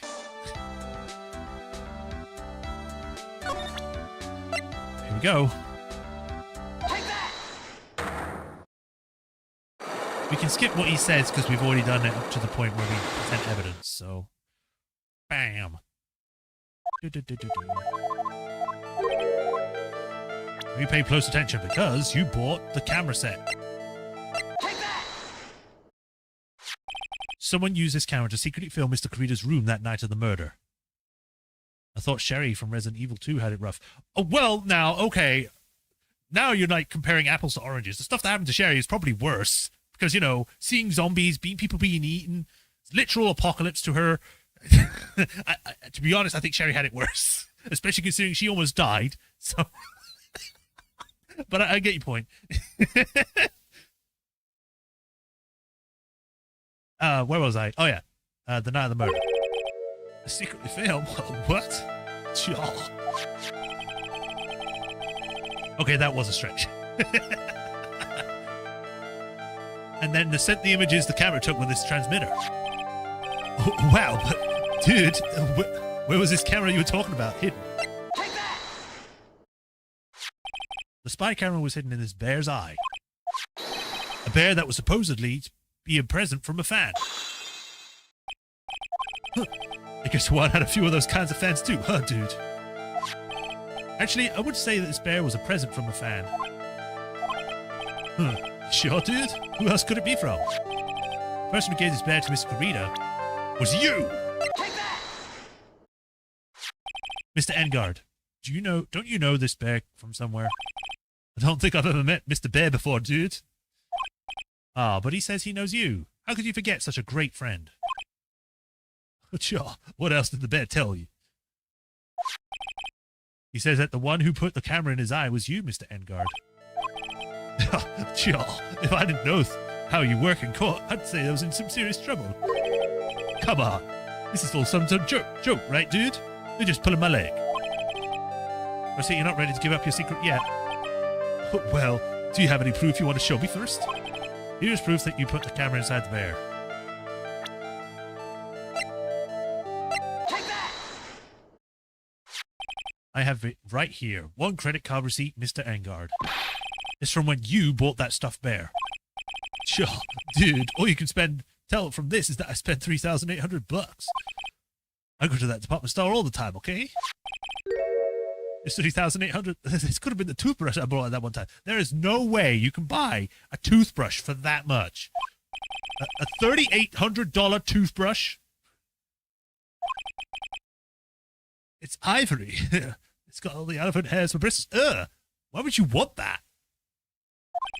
Ew. Elephant hair. Is that what rich people use these nowadays? When rat acts petty like that.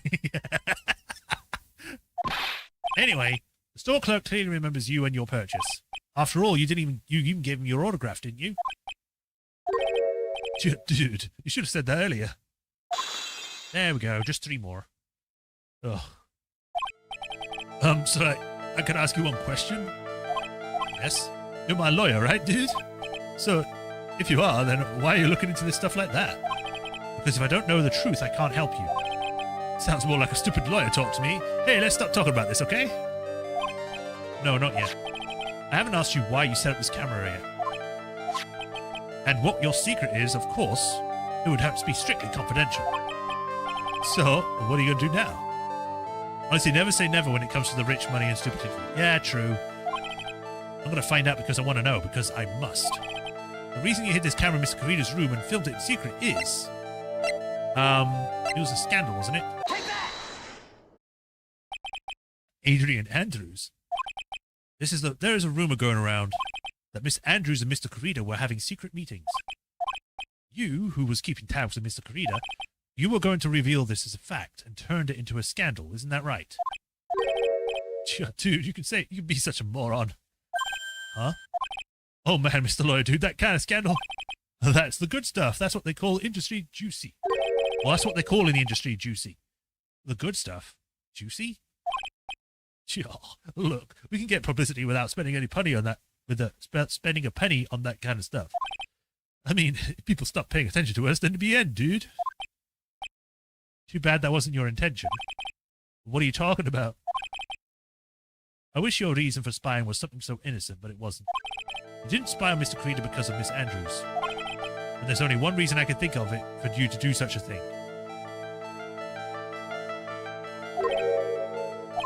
The real reason you set up that camera in the room was...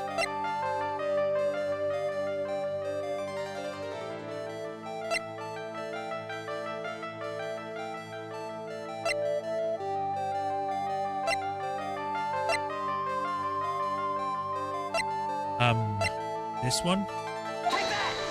No. If anyone had set up a spy camera, I wouldn't have set it up in their Juan's room. It would be your office, dude. Huh? My office? Oh, dude, you're always saying some really absurd things, right? When you get in the comedy channel for free. Mr. Nick, if you punish yourself anymore, your soul will shatter. I think it's the first time we actually see this. Please calm down, collect your thoughts, and try again. Ugh, I made too many mistakes. And now I have to do the whole thing again. Game over. I was actually trying to save, but it wouldn't let me do it.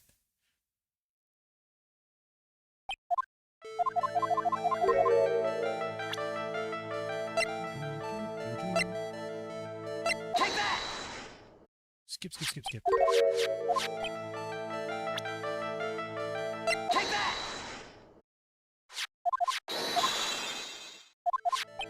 Oh no, it just makes you do the whole thing again.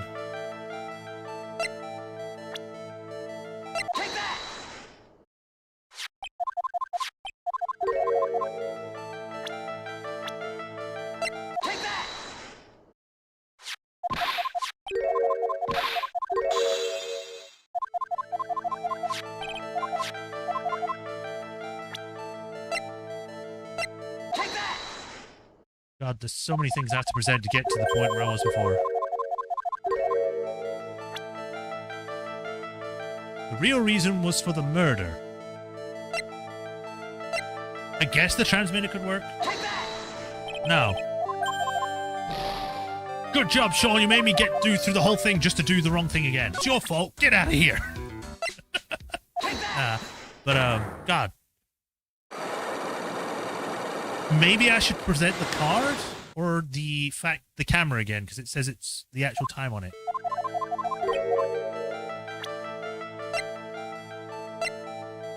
Take that!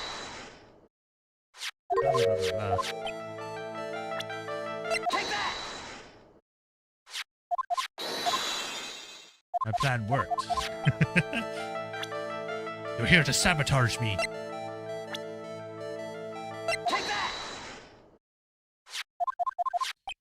I really wish it would actually save the point where I'm at, so I don't have to do this all the time. Take that! So then if I fail, I can just come back to the point where I was, rather than have to do everything again.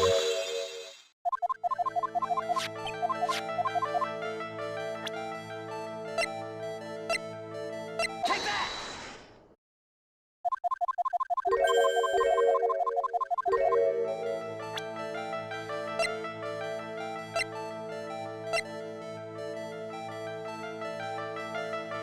Take that! Nope. God damn it.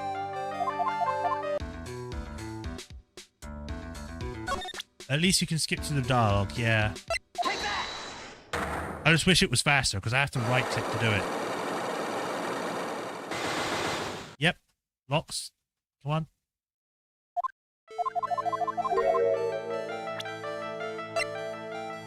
Take that!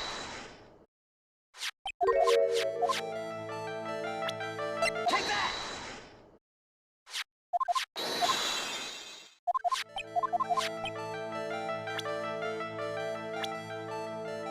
Take that!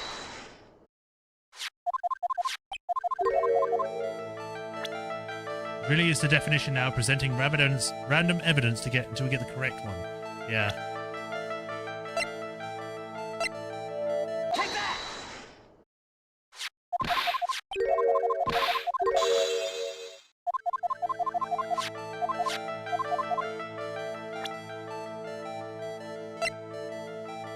Take that!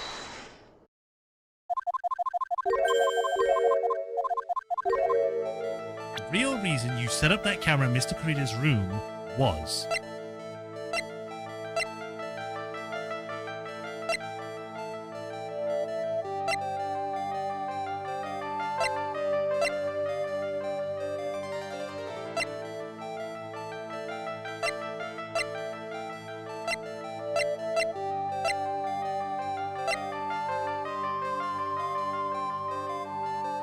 This is the only thing I can think of. Take that! Oh, okay. It was that. Oh, what is this card? Maybe he doesn't know about this card. This is a certain man's calling card. The man's name is Shelly the Killer, and I'm sure you know of him, don't you? Shelly the Killer? That's ridiculous. Why would I know some shady scumbag like him? If you really don't know him, then why are you acting so jumpy all of a sudden? This is it. I'm finally starting to get to the truth. I can't afford to make any more mistakes now. Well, actually, I can. It's just I'll have to go through everything again. Mr. Matt Engard, I know why you know Mr. Killer. It's because you're a hero of justice. I was too focused on Juan. Yeah. You're a star. Well, that doesn't apply to anything. You're his client. Since you're the one who set up that camera, that means you knew exactly what was going to happen in that room. So, how? Why would you know something like that? Or how would you? It's because you're his client, that's why. You hired Shelly the Killer to assassinate Juan Kurita. The real mastermind behind this whole murder is you, Matt Engard. And here I was trying to make a good boy for you, dude. I thought if you didn't know, you'd be able to do your job without feeling bad. I'm now making him sound like a sheep. Oh, ma. Well, that's what I thought anyway. Mr. Engard, you really did hire... Hold on a sec. I'm going to consult myself, okay? Consult myself? Oh, well, I guess it's probably about time anyway. About time for what? I think it's time for you to meet him now, Mr. Lawyer Dude. I actually thought I was going to be... I have to put on a different voice now. How do you do, Mr. Lawyer? I'm Matt Engard. I'm now extremely evil. Yay, I'm healthy again. Or half healthy. Oh man, it's the good song. I remember this one. Well done, Mr. Wright. I bet it wasn't easy to gather as much information as you have. You really are Shelley the Killer's client? You didn't really think I would dirty my own hands in this, did you? What do you mean? Where did you get that wine glass? And that woman, Adrian was quite brave herself, trying to stick the camera on me. I didn't think she had it in her. But all I care about is that Juan is dead. Isn't that right, Mr. Lawyer? You're lying. What a terrible... It's way past your time, little girl. Or bedtime. Go on, let us grown-ups talk about more adult things. But why? Why did you hide the video camera in? A weakling soon believes the word of others, just like that pathetic Adrian. You knew about Miss Adrian's secret. But I'm no weakling. I don't believe anyone, least of all an assassin. What? Oh, come now, Mr. Wright. Assassins aren't above blackmail. They turn clients into cash cows by holding this sinful deed over their heads. And a superstar like me, how much do you think I'm worth? Care to guess? And that's why... Yes, that's why the video comes in. I got his face and the crime scene recorded on it, preserved for all time. With that, I can keep him at bay. And even blackmail him if I want. That's right. The video is my insurance. Isn't that what they call it, Mr. Wright? Why would you do something so wrong? Because I'm a grown-up, and I can. Good enough for an answer for you, little girl? Why? Why would you kill Mr. Corrida? Because he was about to sling so much dung into my beautiful public image. Scandals are a little annoying, aren't they? It's all because of that press conference, isn't it? If Mr. Corrida had been able to give it, then Mr. Engard's secret would have... Godot. Oh yeah, he did. Ah well, that's what we call taking advantage of the situation, you know? I had no interest in doing it, really, but bit by bit, it crept up on me. And then the situation just presented itself perfectly. How beautiful, I thought. And that's how Mr. Corrida ended up dead? Let me tell you something. I'm not like Adrian. I don't depend on anyone. People are simply things to be used and thrown away. Put on a sweet innocent face, and people will swallow, or put on a sweet innocent face, and people will swallow anything you feed them. Adrian fell for it, the assassin too. Oh, and how can I forget? Even you fell for it, Mr. Lawyer. Everyone all working their butts off for Matt Engard. For me. Ah, did that leave you speechless? What a shame. What's wrong, Mr. Lawyer? You've grown awfully quiet. How could I have been so deceived by you with all this time? When we first met, I asked if you had killed Juan Corrida, and you answered very clearly that you hadn't killed anyone. Hey now, I never told you any lies. The person who did the killing was that tequila guy, right? All I'm guilty of is taking a catnap in my room. You killed Mr. Corrida. I dare you to say that in court tomorrow. But too bad you can't. You're my lawyer, after all, aren't you? You could always drop my case and refuse to represent me. How does that sound? But you can't, can you? That would be the one thing you absolutely can't do. Mystic Maya. You wouldn't want to test the killer. He's a man of his word, also, I hear. You could end up getting a certain friend of yours rubbed out if you lose. You scoundrel. So if I were you, Mr. Wright, Esquire, I think I would give it my all tomorrow. Remember, everyone likes a happy win-win resolution. I'll get you for this. That's just a cliche phrase. One said something just like that in memory serves. Of course, well, you know how things turned out for him, don't we? Good night, Mr. Lawyer. Maya. Maya, what am I supposed to do? And now, you have finally found it. Edgeworth, the starting line of this case. You were the whole time. I'm just going to say this, okay? If he was here the whole time, we've also got a police officer in the same room and a camera in the same room recording everything. Matt Engard just implicated himself in a murder and hiring an assassin. This case is now shut and closed. There's no way of being able to defend this unless they just don't submit that into evidence.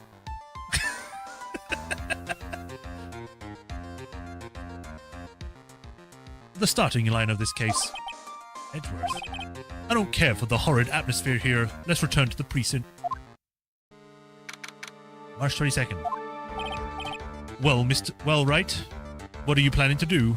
If your plan of changing your strategy... No, we can't do that. That's right. He's holding Maya hostage. What should I do? That's not something I can answer for you. Mr. Edgeworth. Right, only you can decide where to go from here. 1 year ago, at that time, I didn't truly understand what a prosecutor was. And that is why I had to leave the prosecutor's office. I felt that I couldn't stand in a court of law until I knew what a prosecutor really was. And now, Wright, it's your turn. My turn? What is this thing you call a lawyer? What can you do as one? You must find the answer, and you must find it on your own. I will say also that I really like the swap, because this is actually, I think it's the first and only time that Phoenix is actually defending a guilty party. Like, he always seems to always get the cases where he's actually defending someone that is innocent. But in this one case, it's the only time he's actually defending someone that is guilty. And he knows it now. It's one of my favorite cases. And also just, you know, the switch of, like, being a surfer dude to suddenly being, like, this really evil man is so cool. And he has even like, a cool scar, which looks like some woman, like, scratched him on the face or something. It's cool. It's cool. I'm a lawyer, but to fight for someone who was clearly a killer. Matt Engard, that man is really... It doesn't matter who. Every person deserves a proper defense and a fair trial. Isn't that the basis of our judicial system? Yeah, to my knowledge, it's the only time, and that's why it's my favorite case in the series. Yeah. Proper defense? What exactly is that? Is it where a lawyer forcibly and blindly gets an acquittal through shouting and trickery? Ironic that you, of all people, should say such a thing. Isn't that exactly how you fought for your clients up until now? Well, I didn't trick anyone. Well, that may be true, but that's because I believe my clients to be innocent from the bottom of my heart. But if I were to get Engard an acquittal, that isn't a proper defense at all. I became a lawyer because I thought I could save people who were suffering and in pain. But when I look at this mess we're in, I can't even protect the person closest to me. Even if I win the case, I still lose in the end. I just don't know what to do. Right. Would you get a hold of yourself? You have it all wrong. Huh? We aren't some sort of heroes. We're only human, you and I. You want to save someone? That is something easier said than done, wouldn't you say? That's... You are a defense attorney. You can't run away from that. You can only fight. That's all you can do. Favorite parts about this case is that it really goes in depth into what Wright believes and challenges that belief. Yeah, definitely. Character development. Games need that. More development for characters, please. Like, I think there are times... Well, I'm trying to think of how to word this. Oh, we'll do it at the end. We'll do it at the end when I'm finished for today. But yeah, why fight? People like you and Franziska von Kama are always using all you have to pit me down. You fight to the very end, even when you know the truth is not with you. But I'm not like you. I can't fight for a false verdict for a man I clearly know to be guilty. Franziska, she fights for herself. The only thing she fights for is her perfect win record. That's all. And? Isn't that the same as you? Isn't that why you ran away a year ago? Because your precious win record was destroyed? You're so petty. I see. Now I understand why you despise me so. However, you are mistaken. I know why you despise me, because you missed me, and you thought I just gave up, and I left you alone. Sorry, Phoenix. Thanks to you, when you sealed off my path to a perfect win record, I began to realize the error of my ways. I realized that things such as the perfect record were meaningless. What? Going back and forth like different voices, it makes my voice crack. I don't believe you. Are you saying that is why you left the prosecutor's office? But then, why? Why are you here now? The answer to that is something you will find out on your own. I have faith you will see it before the verdict is read tomorrow. But if you can't, then you will be powerless to change the ending of this story.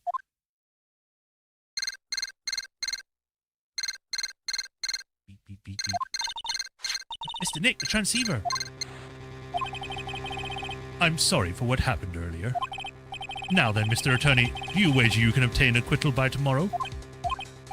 My, what is the matter, Mr. Attorney? I don't sense your usual anger this time. Tell me, please, why are you holding Maya hostage for Mr. Engard's sake? Why are you doing this for that cold-blooded killer? Right.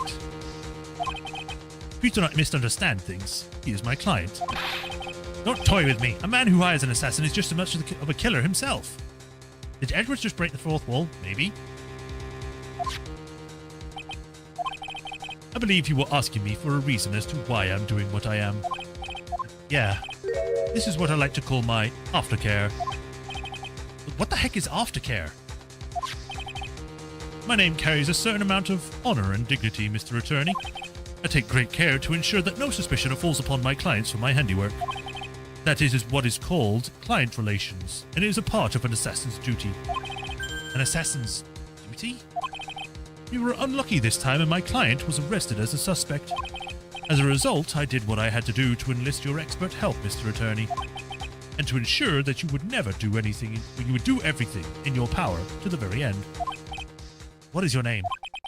I believe I told you once before. However, you did, but my name is DeKiller.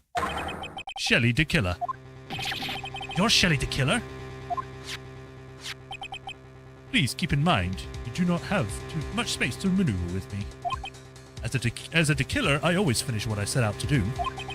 If you fail to keep up your end of the bargain, Maya, it would be my duty as an assassin to see to it that she receives a nice long nap. Ah, no. Okay, I'll try better.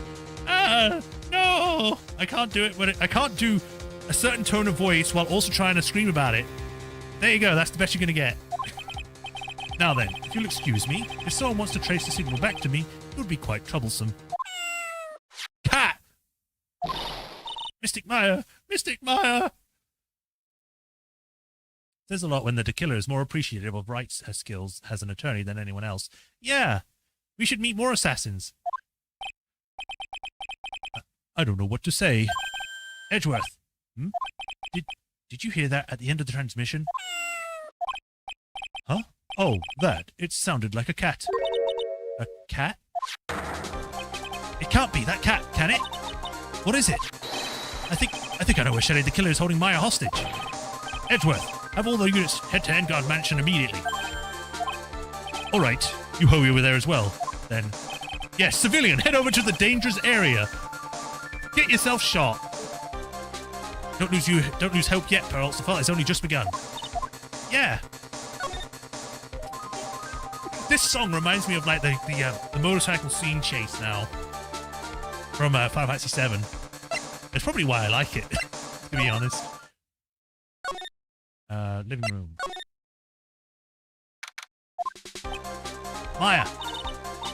Please answer us, Mystic Maya!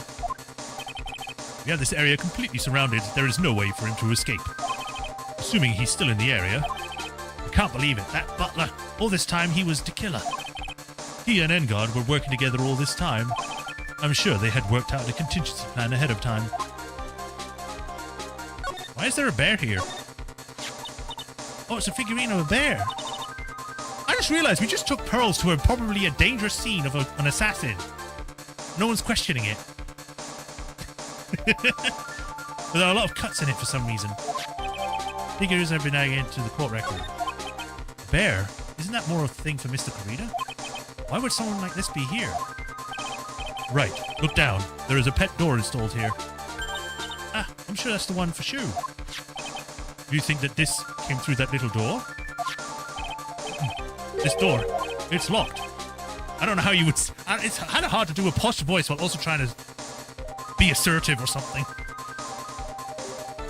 Hurry, that's the one, yes. Hurry. Sorry, I got it confused. It's motorcycle scene and, well, meant to be hurry. Well, I'm pretty used to breaking doors down by now. Let's go, Edgeworth.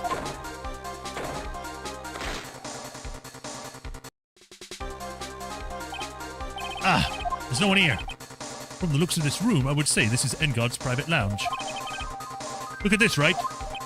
An antenna for sending and receiving radio signals and a VCR. Check inside the deck. If there's a tape, it would be an important piece of evidence. If we're lucky, it'll have the moment the crime was committed recorded on it. I'm sorry, but the tape deck is empty. There's no tape to be found. No. But there's no mistake that someone used this to record something. Looks like someone took the tape we were looking for and escaped with it. It's also called Hotline of Fate, I think. Oh. We searched all over, but it looks like he got away. I'm sorry. It looks like he slipped out of our grasp this time. And now we've lost our only lead. But don't give up yet. That little girl is looking to you to be her pillar. Yeah, you're right. We're close, I can tell. We've already set up checkpoints along every route leading out of this district. Leave the rest to us. Maya. This looks like a picture of Miss Impax. With love, Celeste. Miss Impax? You mean... Yes, Mr. Corrida's former manager. Why would a picture of Miss Impax be here in Mr. Engard's mansion? And why does it say with love? That must be a clue. Ah! What's wrong, Pearls? Please let me see that picture frame. Huh? What's so special about the frame? On the back, there's something written on the back of the frame. Maya. Mystic Maya, she left us a message. What?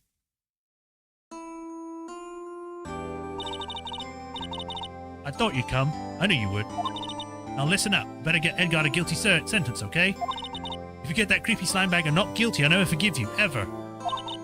I'm fine, so you don't need to worry. There's so much I want to write, but I don't think I have a lot of time left. Hurley, you're there too, right? Make sure you help Nick out, okay? Someone's got to watch out for that helpless lunk. That's it for now, Nick.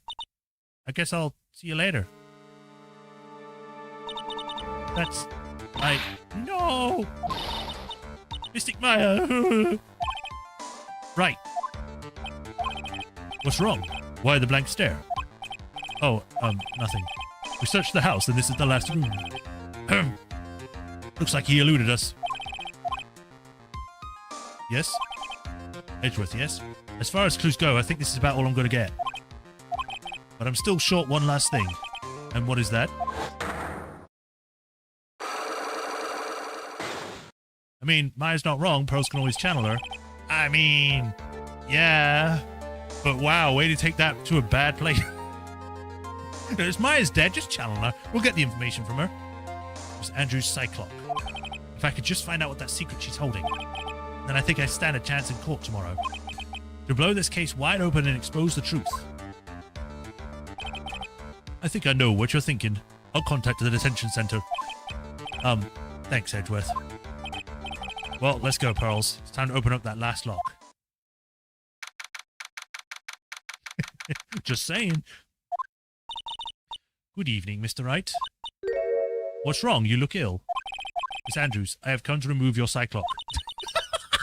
He's saying that outright. He's like, Cyclock? Have you gone mad? What the hell's that? I want to know, and you will tell me. Your secret. Fine. Go ahead. Try to break me if you can. I mean, we've already broken you once before. Take that! Here we go.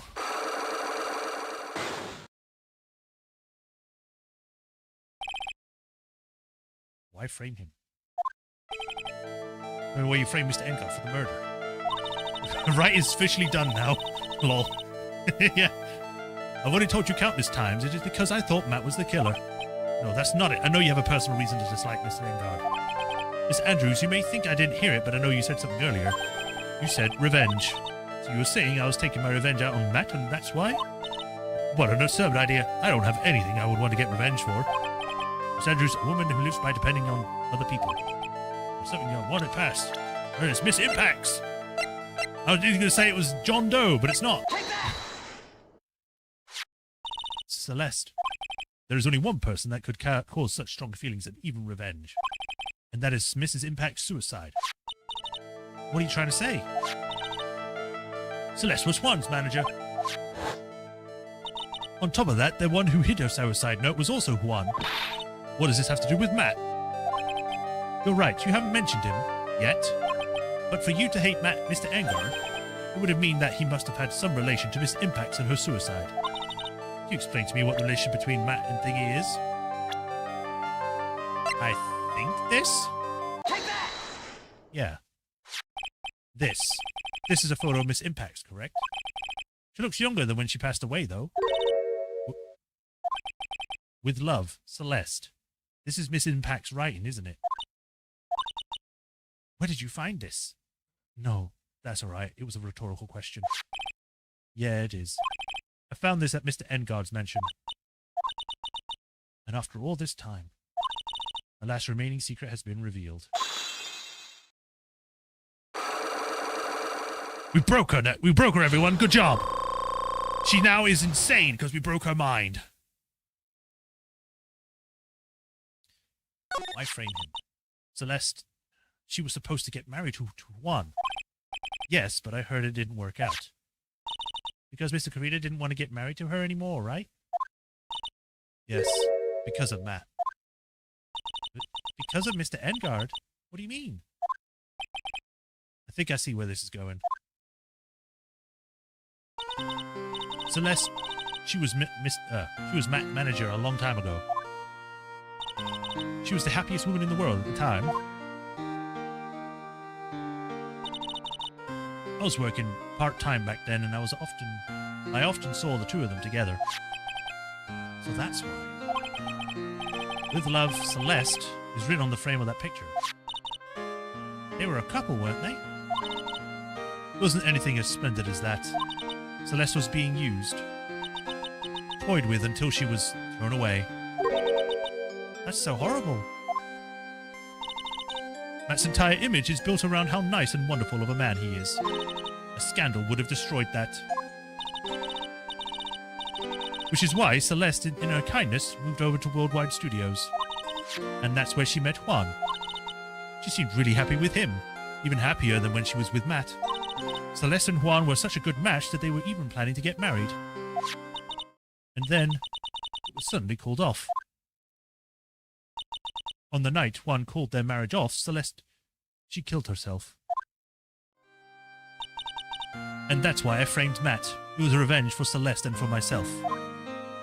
I'm sure even you can guess why Juan called the wedding off, right? Matt confessed to Juan about their relationship with Celeste. I see. So that's what happened. But then why did Mr. Carita have to call off the wedding? I don't understand at all. It was probably because of his worthless male pride. Juan and Matt were always fierce rivals. Matt waited for the wedding announcement and then unleashed the truth on Juan. He was aiming for when it would hurt Juan the most. Or Miss Impacts. That wasn't the end of it. That day, I'm almost certain that Celeste left a suicide note behind. And in that note, she left a detailed account of Matt's various misdeeds, and so that she would never again be hurt by Matt, she chose to die. Then, when Juan discovered her body and he hid her note. But why would he do that? It's simple. Juan realized that the note was a powerful weapon against Matt.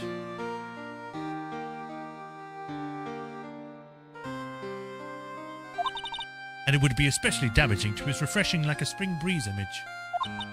In any case, with his pride hurt, Juan sought revenge. Revenge? There's that word again. Juan wanted to publicly disclose the contents of that suicide note. At a time that would cause Matt the most damage, of course. And that was at the press conference after the stage show. And all about it because I heard it from Juan. It was so I could find out about all of that I drew close to Juan to begin with. They're quite a pair of hideous monsters, aren't they? Even Celeste's death was something for them to use in their game. That night when I found Juan's body, it was only natural that I thought the murderer was Matt. Those two were always spying on one another after all. As for me, I was frantically searching for Celeste's suicide note. I wanted to destroy it before it ever went public. I was going to burn it. I even had a lighter. But I couldn't find the suicide note. And that's when revenge crossed my mind. Yes, I was going to bring them my own kind of cruel revenge. Celeste was killed by those two monsters. So when I stabbed Juan's body with that knife, I didn't feel a single shred of guilt. And that's all I have to say. Well, Mr. Wright, even knowing all this, are you still going to help that man? I'm a lawyer. I see. What a foul profession. Thank you very much for your time and talking with me. It was no big deal. I couldn't sleep anyway. I can't sleep either. Not with my situation or with what I know now. Oh, this case is so good!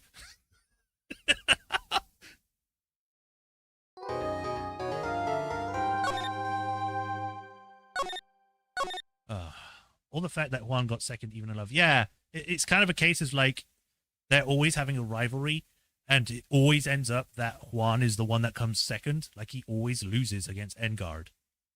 So it's like, I'm not even your first love. I'm the rebound guy kind of deal. So I'm just like, damn. I mean, just think about it. If they weren't always a rival, or if he just went, you know what? I don't care anymore. I love this woman. I just want to spend my life with her. Screw this rivalry with Matt Engard. He's not worth it. But no, he thought that being first was better than having a wife, being happy or something.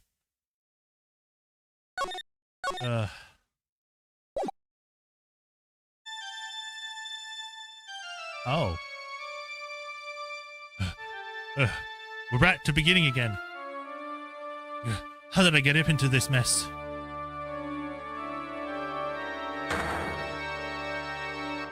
That's far enough.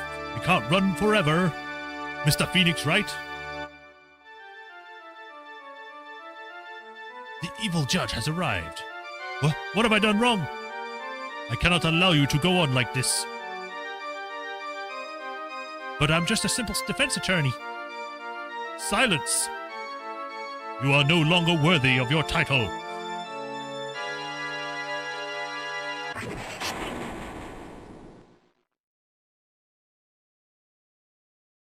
Oh god, I swear they must have been proud to keep playing this clip. Yeah, I've had this dream before, someplace, some time ago. As if this day was written into my destiny. Today I'll stand in court as a lawyer. To prove a killer innocent. March 23rd, 43 a.m. Sorry, I don't know why I said 44.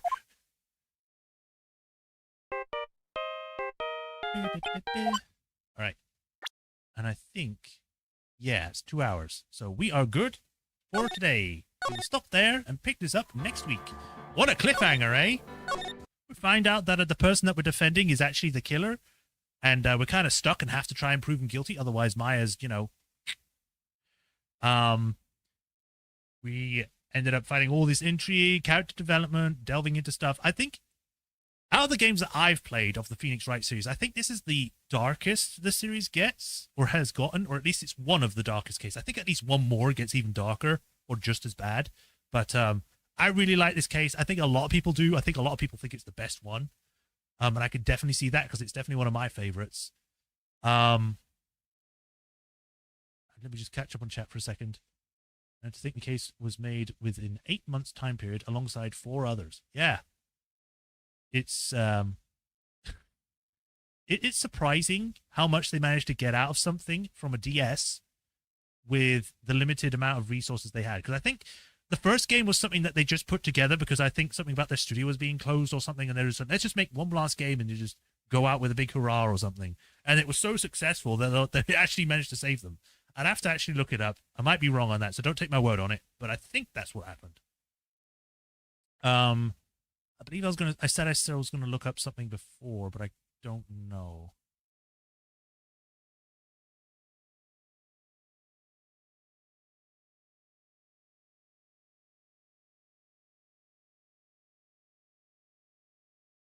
I can't remember what it was, but essentially, yeah, it's great. Okay, it's just great. Again, I really like Adrian Andrews as a character because she's different to others. Because it feels like a lot of the time, a lot of the side characters that are part of the case that may be the killer or may not be the killer or are hiding something are always like these caricatures. Like they have to have a theme and they have to be like this special like characters that are different and have to be so bombastic and out there. Adrian Andrews is literally just a girl. She's just a woman doing her job who wants revenge. She's literally the most simple designed character out there, and yet I think she's one of the best characters. I really wish she showed up more, but I can understand why she doesn't, because I think she's probably most going to go to prison for, covering up evidence and all that. But even so, I really enjoy her as a character, and people feel for her, that kind of thing, because her whole story is kind of tragic. But yeah, this was great. We'll be able to pick this up next week. What AA stands is she is one-dimensional. She's got layers, and it's generally you feel sorry for her. Yeah.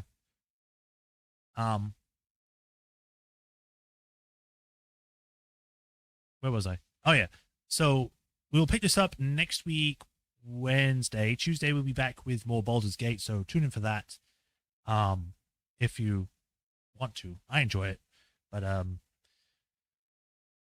yeah. We will pick this up on Wednesday, so be sure to tune in for that. As usual, if you haven't already, like, follow, subscribe, do the bell notification. Sometimes it doesn't work. I get that. I can't read that because I don't know about that. I don't know about that, so if she does, fuck, man, you've ruined it for me. But no, I didn't know that. I'd have to see about that whenever they get the next few games out. But yeah. What was I saying? Oh yeah, sometimes the bell notification sometimes doesn't work. Sometimes they'll send a notification like a few minutes into the stream, and sometimes they'll do it right at the start. But it should do it unless YouTube sucks, which I can get. It's fine, Sean. It's fine. But yeah, like, follow, subscribe, bell notification, and if you want to help support me directly, there's links to Patreon tips. And if you do become a patron, you get your name added to this list. And AA3, it's been a while. But yeah, you get your name added to this list with Piro Rakuni. I think if it's continued support. As for the whole AA3 thing, I have played up to Dual Destinies. However, again, I've mentioned it before, but I've only played, as we get further into the series, I've played them less and less. So like Ace Attorney 1, I've played the most. Ace Attorney 2, I played the second most. Ace Attorney 3, I think I played like 2 times, so I don't remember a majority of what happens in that, only like key points. And then when we get into like the Apollo Justice one, I don't remember anything except that there's a wristband. And then Dual Destinies I've played once too. So yeah, I don't remember a lot as we get further and further, so we'll see. But other than that, thank you all for joining today. I hope everyone enjoyed. I'll see you all next week. And until then, you all take care. Have a nice rest of the day. It was great to see everyone. It's fun having people come in the chat and just hang out and watch, play games and stuff. And yeah, until next time, y'all have a nice weekend, nice rest of the week, and I'll see you next stream. Till then, bye everyone. Bye-bye. Bye, Sean. Bye, Swordmaster. Bye, anyone else is still here. Good night.